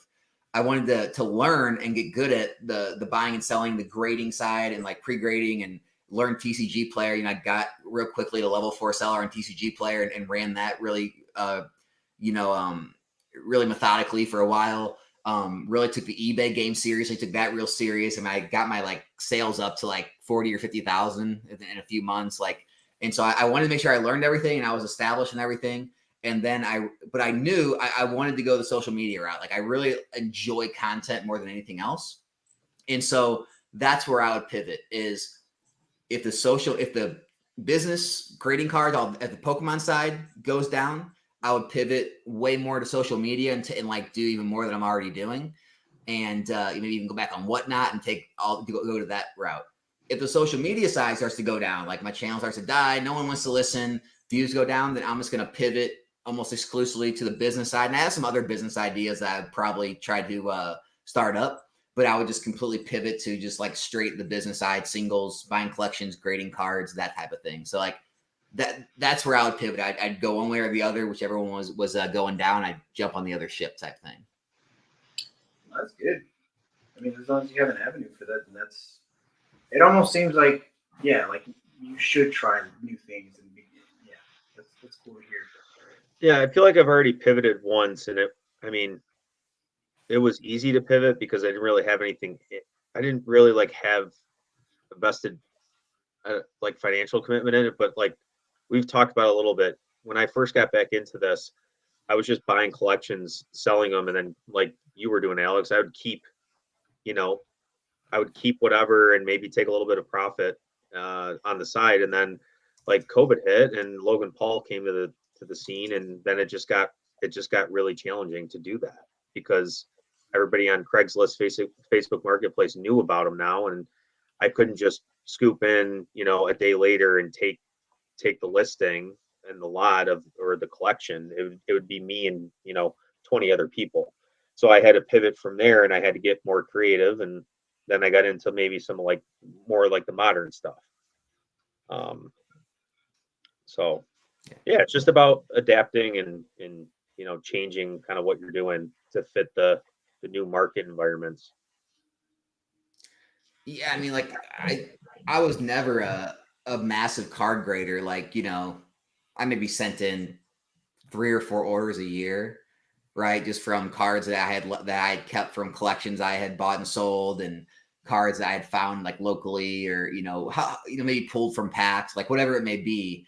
But learning that game was like a whole pivot for me. Like when I jumped in full time, I really wanted to learn like where people are buying out these bulk, huge lots and buying out tons of the same card and learning the arbitrage plays on different platforms and understanding like all the math behind it. Like, well, yeah, you don't have to get all 10s, or you don't have to, every card you buy doesn't have to be gradable. You don't have to be perfect. All you have to do is understand to make a certain amount of numbers out of every card you buy and a certain amount of 10s out of every card you grade, and try to make plays to where you're not getting crushed on the 9s. Try to make plays where you can't arbitrage cards from TCG Player to eBay and not lose there. And like learning all the ins and outs of all that and all the math that's involved, because I was never that deep into grading. Like I've been grading for years, but it was always, like you said, for my own collection and then to sell off some for profit. And it was never like a money-making business. It was just like, part of the hobby for me.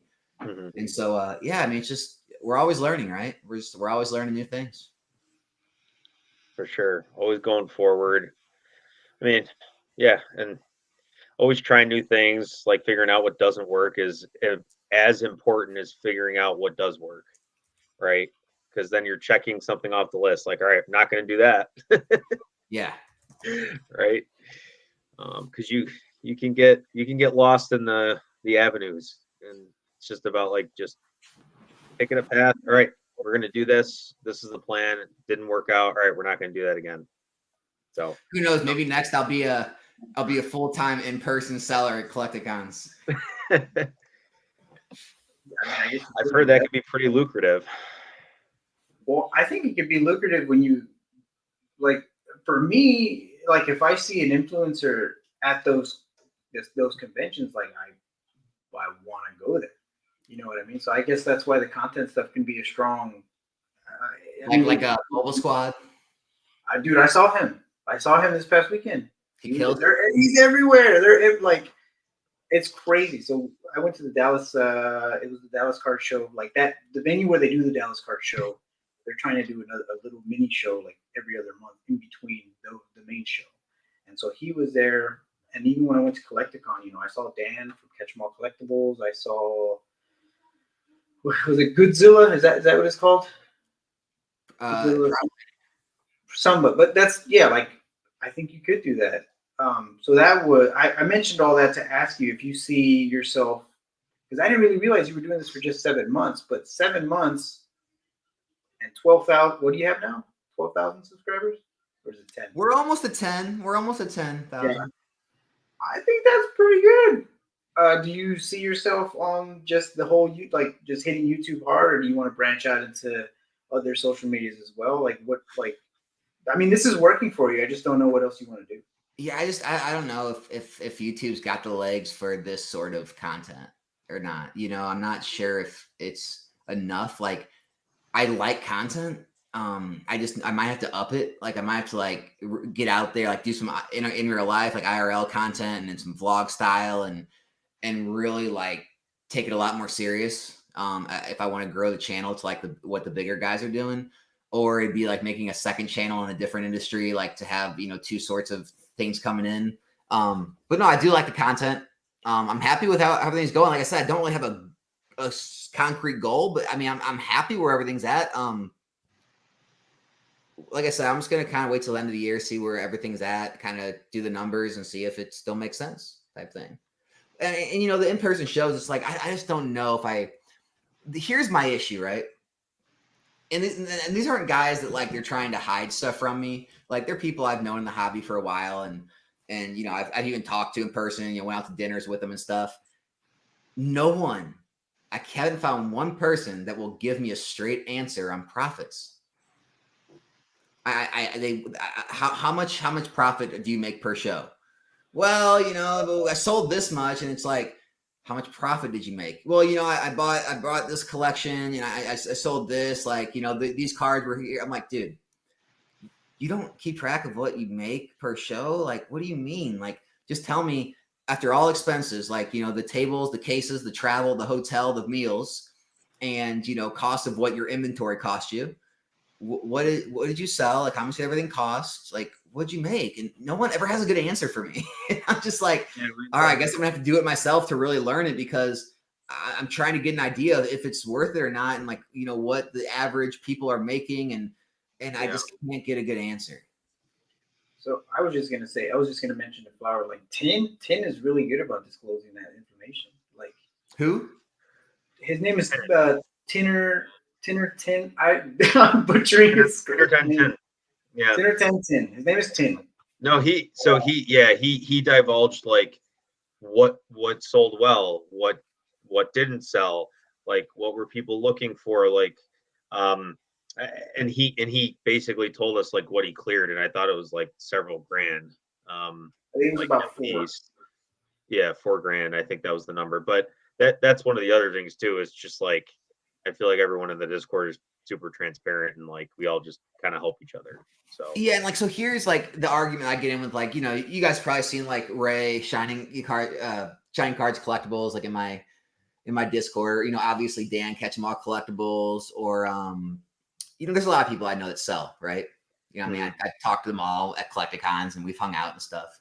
But it's like, here is my whole reasoning. If you guys want to like give me a second, but like here's how I value like Collecticon or in-person selling, because like I'm super analytical. That's how my brain works. I have everything on spreadsheets. Yep. So what I would do if I wanted to figure out like how much Collecticon was worth to me, I would take obviously everything I bought in inventory, right? Like I said, all the travel expenses, meals, plane, you know, airfare, hotel, all that good stuff, right? Cost of the cases, cost of the tables, cost of all that.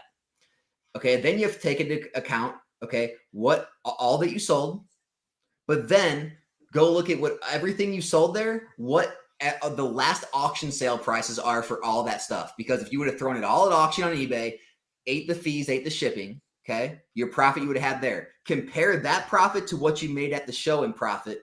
That end number, that's the true cost of the show. It's not the 4,000 profit. It's how much profit you made over what you could have sold on eBay, eating and shipping and fees. So that number divided over the amount of hours you took prepping for the show, pricing all the items, getting there early, setting up all your station, doing the retail thing, staying in person, selling for 10 hours a day, packing everything up, going home, like, is all that worth what the actual profit over what you could have sold it for on eBay or TCG Player worth it to you? And like, to me, I can't see if the numbers actually make sense for most people. But most people don't keep that detailed track of what they're doing. And so they don't have an answer for them. Well, you have to. And I was going to say before I don't know if you are like, I know you said like number of hours, but like I would want to see like, what's my hourly rate? Like, what did I make per hour? Right. That's the only way for me that, you'd be able to actually gauge, right? And compared to other activities, like, okay, I could do this or I could do this. But here I'm only going to make $20 an hour, but doing this, I could, I'm going to spend an hour, but I'm going to make $100 an hour. Right. And that's, I just think it's because people just, some people don't sell, they're not full-time, they don't care, right? It's just whatever. Two, I just don't think people are that detailed in their record keeping. I don't think a lot of people really understand what their hourly rate is or what they do. Like, I think a lot of people work a lot more in this hobby for a lot less money than what they could make, just doing a regular average job. They could probably make more, but they don't realize it because they're focused on, I flipped this one card, made this big gain, or I bought this one collection and made all this money, or I did this collecticon and I walked out with a stack of cash. It's like, well, let's break down everything you did throughout the year, how much work you did, how much you actually made profit. Another pet peeve I have is like people talking about write-offs. Well, Alex, it's all a write-off. Your travel, it's a write-off, your hotel. Like, do you know what a write-off is? A write-off, all it is you take that amount off your taxes.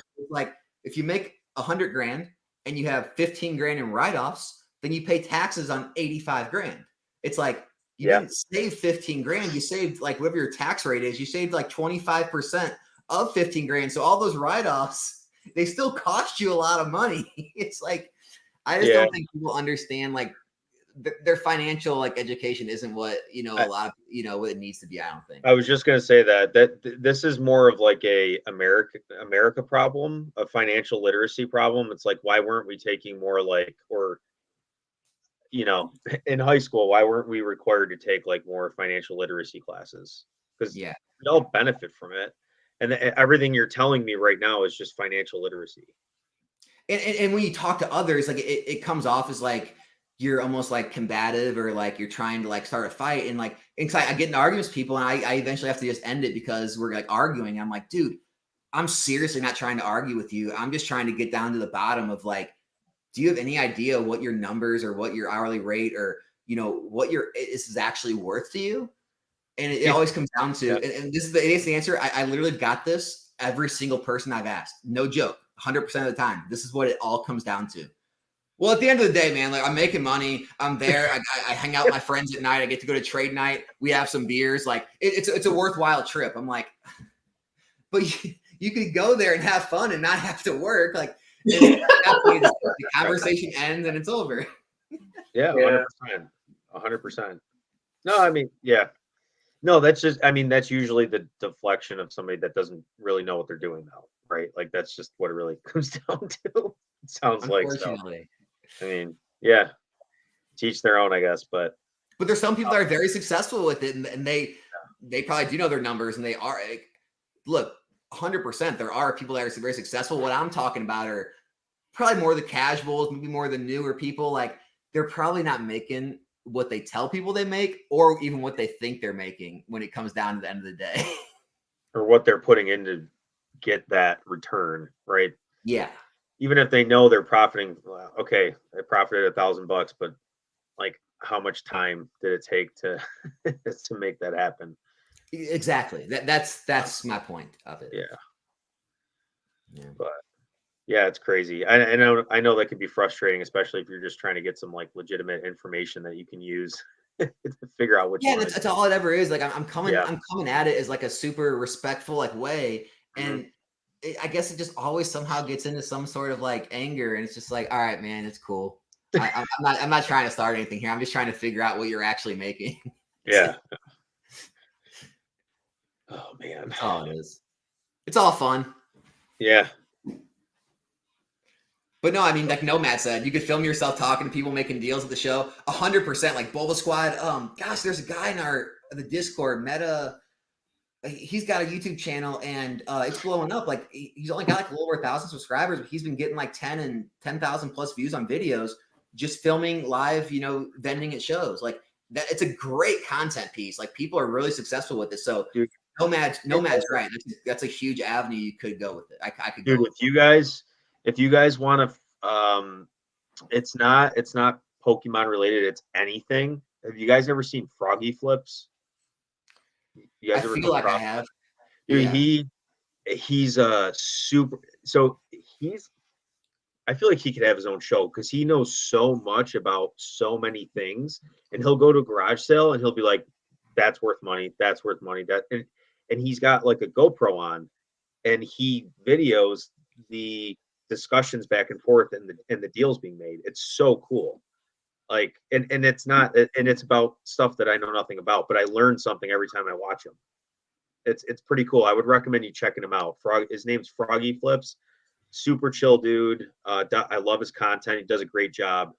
It's almost like the Storage Wars or like the American Pickers guys in real life. Like it's not set up. He actually knows his stuff. Yeah. Oh my God. Yeah. He's so knowledgeable. He knows his stuff. Like, and like, just, I don't know. I like just watch him and just learning about different things. Like, hey, maybe if you're at a garage sale and you look at, that, something catches your eye and it looks like that, like maybe you should take a look at it. Yeah. Like Phoenix Resale too. Like all those guys, I mean, their depth of knowledge is just so wide that it's hard to not be successful like in the resale business when you know that much about so many different items, Yeah. Yeah. You know what though? All those guys, they probably went through a lot of mistakes getting there. Thought they bought something that was something else or thought it was authentic, didn't realize it was generic or I mean, man, it's like it takes a long time to get to where those guys are. They're literally a storage bank of information, right? Like I can't even imagine how many hours he's put into doing what he's doing, or a lot of these other people like Phoenix Resale or, all this stuff. Like it takes time. It doesn't happen overnight. It's exciting to see what's possible out there though. Yeah, for sure. Yeah, I mean, to that point, that's kind of why I went on that Van Gogh stuff, man. Like today, I don't know if you saw that, Alex. Like the Pokemon Center just restocked a bunch of Van Gogh items, but no promos, right? No, I'm sorry. But like they didn't no new promos though, right? No new promos. But okay. I got curious and I'm like, oh yeah, what's up here? And the first thing that caught my attention was that plushie, and it retails on the site for $24.99. And you go on eBay and it sells for like $70 to $80. And I'm like, let's buy two. And then I just go down the list and they have sleeves, they have playmats. I maxed out on everything. And I spent like $500. And we're gonna see how this play runs. Because Walt, the Year of the Dragon pin, that pin, I told you, dude, I had a gut feeling about that stupid pin. And it's an enamel pin that sells for $12.99, and every month they have a new one that gets released for the Year of the Dragon thing. And now we're at Dragonite, month 3 out of 12, and that thing is selling on eBay for $125. And it's a $12 pin. I bought one, and I wanted to buy more. The first time they were released, there was no limit, and now there's limit 1 per customer. So they knew, right? So that's the thing, just finding opportunity and just kind of like doing the research and just trying to see. Yeah, and there's everything nowadays. Like you can do it with concert tickets. You can do it with the resale business is like obviously sneakers and video games and all kind of pre-release different products and especially like movie product releases. It's crazy, man. Like one of the guys in the Discord, the Patreon Discord, he's got his whole own Discord. He's in the UK or he's in I believe the UK. But he's got a whole Discord that he runs all just about resale, like everything. He let me in it to see what's going on. I mean, it's like it's like next level stuff. Like has all these different categories, always updates on all these different things that are being released. You know, this thing's coming out today. The concert tickets are up. You know, pre-sales are up here. It's like, and everyone in that group is just straight resellers. They're just buying and selling and buying and selling. It's Pokemon's just like kind of the tip of the iceberg for everything that's out there. Man, how many people in the chat? I don't even think.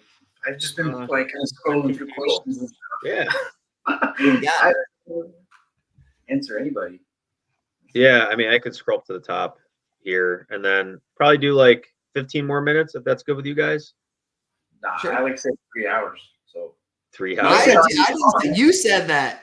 I said I'll go all night if you guys want to, but all right. Here's one from Blazing Dex. I don't know if Don. This is Don. Don was on the first live. Not sure if he's still in the chat, but he said with a set like 151, doesn't matter buying a case versus loose boxes. I think it will be liquid either way. So wondering if the case premium is worth it. So I guess as the price goes up, right? I mean, the case is going to be more expensive. It's going to be harder to move naturally. So the individual boxes or ETBs in this case are going to be more liquid.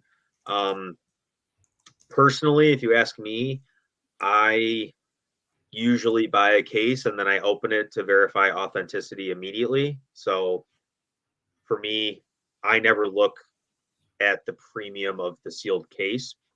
But that's just me, especially if you're planning to hold it long enough to where you may be selling individually anyway. I guess is how I'm looking at that. So I don't know, Fernando and Alex, if you guys pay attention or care about the case premiums, but I mean, I know like the other like hobbies, right? Like why Shorts has like certain things where it's like they have certain hits per case, and like once those are pulled, like the rest of the boxes, people will sell off because they're almost worthless now, type thing. It's not that way in Pokemon. It's not like Pokemon seeds only a certain amount of boxes per case with like a, you know. So in that perspective, no. But yeah, I mean, there are you're seeing it right now, right? There's case premiums. I mean, Fusion Strike, you know, Lost Origin, Brilliant Stars, Chilling Reign. Just go look at what the cases are selling for and do the math, and then see what the single boxes are selling for. They're all selling for more than a single box. It's just the market. I mean, yeah. I didn't realize that there was a premium on English stuff. I guess I never did the math to figure that out. I just buy a case and throw it in there, you know. So, I mean, I'm just gonna look up like TCG Player right now, like because I know I was looking at them the other day. If we look at like Fusion Strike right now, let's see. The last sold case, one just sold. Oh, never mind. Fusion Strike hasn't been selling. I don't know which one I was looking at. Fusion Strike sold on 4.8, but it was in for $16.50. And so if you take $16.50 divided by 6, that's $2.75 a box. Jeez. I mean, that's $25 or $35 over market price. Yeah. Wow. Yeah, I mean, I'm not going to deny. I guess I'm not going to deny that the case premium exists. Like, it's there. I get that. I personally, as soon as I get the product in my hands, that goes out the window for me because I open everything. Like I crack all. I want to know with 100% certainty that I have what I have. That's just me. It's just. I know not everyone does that. You still do it now though? Even ordering from Eli? Yeah, I mean, I just do it. I mean, like yeah. Don't trust Eli. No, it's not about trusting. It's just, you know, I've seen, I don't know, I've seen things happen where, not, and I'm not saying with booster box cases, but like products not having enough of something in it. I don't know. It's just a way for me to just check the box. That's all. And I know I'm probably in the minority there, but no, I used to do the same thing, man. I know exactly what you're talking about. Yeah. All right. Next question here. What's going to be the next Black Swan event? Well, the first Black Swan was Michael Ja White, right? It was what? This is a stupid joke. Bring out the crystal ball. Who's got one? Oh man. That's I don't know. Well, shoot, that dragon set sounds pretty good though, actually. You know, like, but I don't know about Black Swan. I think that's very hard to. Maybe it's just a speculative question. I think it'll be something. I think it'll be something with like the world or the government or something, right? Like something like where like I don't know, they end up lowering rates by a lot. Houses get more affordable. Like student debt gets wiped out. Like a huge amount of money gets put back like in people's pockets where they have spending power all at once. And maybe something like that, or like something bad does happen. Like maybe like everyone sees like all these things happen around the world is like they're 100% negatives for everything. It's like I've talked about it before, but like when wars happen, a lot of people's lives go on like normal. As sad as that sounds, it's like a lot of life goes on, and in the places that are war zones, it's not that way. And for soldiers, it's not that way. But like food is still getting transported. Grocery stores are open. Like you're still, as crazy as it sounds, you're going to the office while there's your, fellow countrymen are dying and fighting. But like events like that, like afterwards, or like those can actually lead to like booms in certain things. Like, so like maybe if something like any of those things happen, it could trigger like a huge spending into things like this. People all decide after the war, yeah, your life is short. I'm just going to end up living how I want. I'm putting my money all on things I like these guys are, and collectibles. And so I think maybe some sort of event like that in the government, or like, with economy, financial wise, war wise, like that would probably be the next Black Swan event in collectibles. I mean, I'm hoping it's not. I'm hoping it's not war.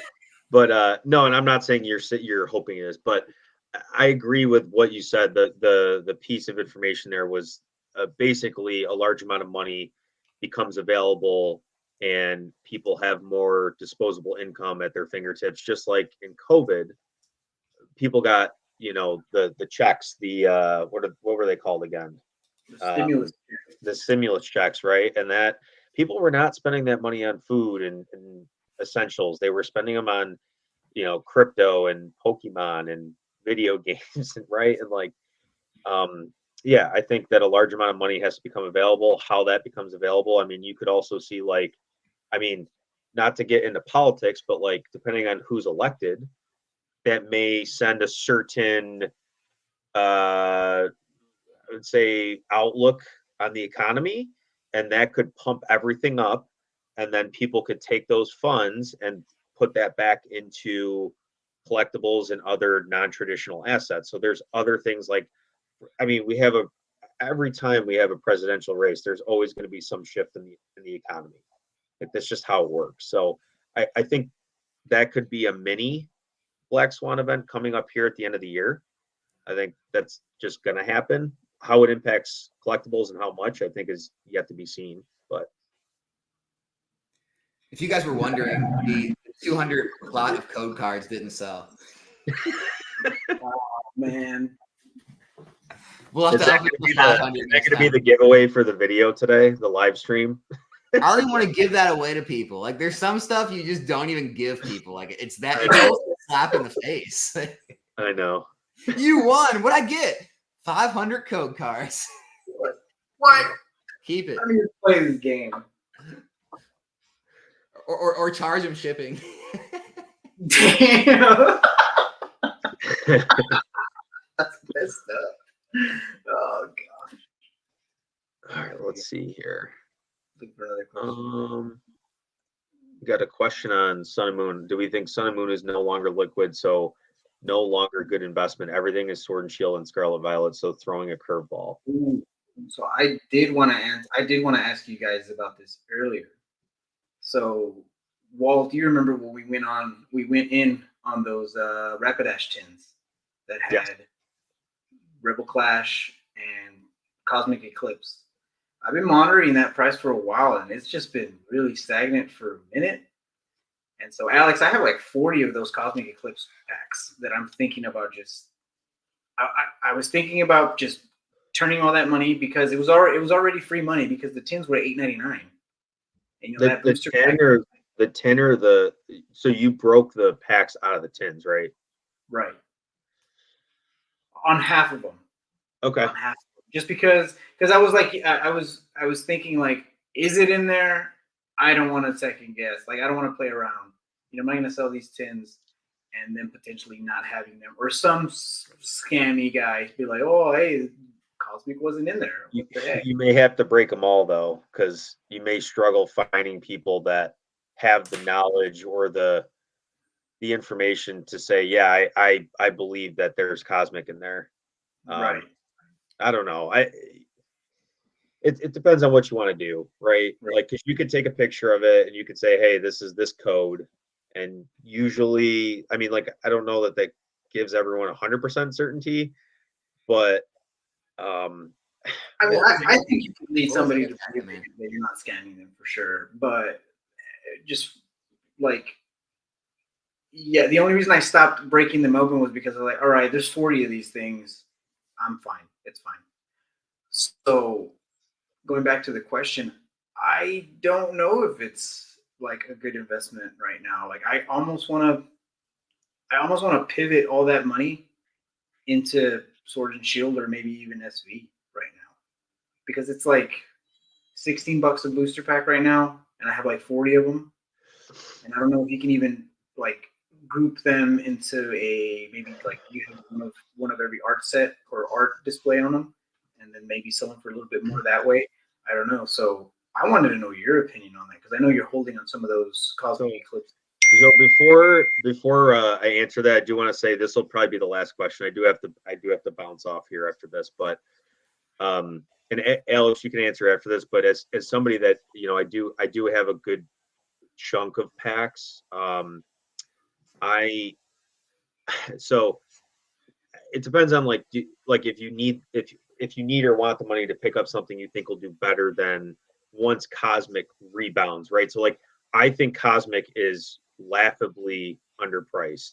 Like, and I know they're single packs, so it's a little bit of like, they're not, I guess they're liquid, but they're not as liquid, because there's always going to be that question, like, are they tampered with? Are they, you know, I don't know. It's a single pack. It's a loose pack, right? So there's always going to be that question. You're not going to get the premium per pack as if you're buying out of like a box break or something.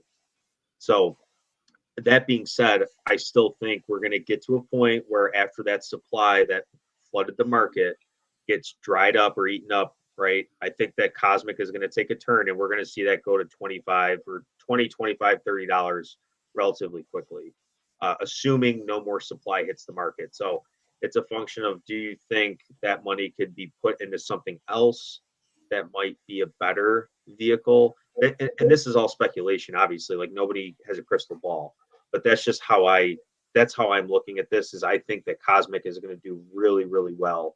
And it's one of those sets that is just, it's continuously been put into different collection boxes and things like that. And it's never had an opportunity to kind of grow like Team Up and some of these other sets have. Because we've just seen kind of like a steady pulse of supply hit the market over the last several years. In terms of loose packs, obviously booster boxes are a totally different animal. That's just how I'm looking at it. So, I mean, it's really close to the same predicament as Evolving Skies right now. I mean, $700 and something booster box, $10 booster packs. You know, it's like at some point something's got to give, right? Yep. I think Evolving Skies packs are always going to be valued less than a box, but yeah, not at that level. Like it's really out of whack right now. Well, because loose packs you can find in so many different products right now. Like it's a supply and demand thing, and it's specific to loose packs, right? Booster boxes, supply and demand, they're not reprinting that, and they're not sticking those into different products. You can't find those anymore. So that's why, you know, lack of supply, demand is still there. You're going to see a shoot up in price, which is what we've seen. So if it's me, just for me personally, I can tell you what I'm going to do with mine, which is I'm going to hold. I'm not going to sell mine. And then you could do what you want with that information. I don't want to tell you what to do, right? But that's what I'm going to do with mine. It's hard, man. I know it's not easy. So here's the thing. Obviously, what you have to think about is, unless you're selling them in person or friends and family, obviously you're going to have less money to invest in the next thing you're putting money into than you have now, right? So if how many packs do you have? Me? No, Fernando. 40. So you have 40, and how much are they going for right now? 16? $16.50 something. $15. I would just say after fees and everything, you're probably only getting 13. Well, let's just take like $16. That's $640. So times 13%, 83. All the shipping, for how many lots you do. I mean, you're probably looking somewhere, in the, let's say, low 500s. And so you have to ask yourself is, where can you put the low 500s, like $530, $40 that you think is going to perform better than the 640 you have in the packs right now? And that's not there. There are options. Like, I mean, do I believe other things can perform better in Cosmic at the same amount of time? Sure. I mean, I think Lost Origin boxes or Brilliant Stars boxes could outperform them. Like, I'm not saying they will. I'm just saying, like, it just seems like at this point in time, there's a good chance of that happening with all the money flowing in, all the speculation they're going to sell out. So it's like, yeah, even though you're going to take a hit on the fees and even though you're moving money, and I mean, yeah, there's definitely things you can move it into if you feel more comfortable that they're going to do better and you could actually come out ahead. Like, all investing is, we're taking chances, but it's not a bad way to go if you just believe in those more, And if Walt believes in the packs more, that's not a bad, reason to keep those either. It's just whatever you feel like is going to do better for you in the same amount of time. Yeah, my cost base is just so low. I just feel like it's not bad.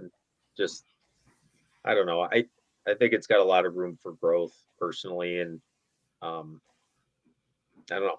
So I think, to the point you made earlier, there's other things on the chopping block that would go first, like that I would get rid of over the Cosmic packs. Yeah. So like the Rebel Clash that came with it. I already sold those at a steep discount relative to TCG Player. I liquidated those for pretty cheap. So to someone in the Discord, I think it's Beacons, yeah. But all right, guys, it's 10:45. I hate to cut it off early. I know we could probably go another 4 hours, but you're good, man. This was a great time, guys. Yeah, man, this was awesome.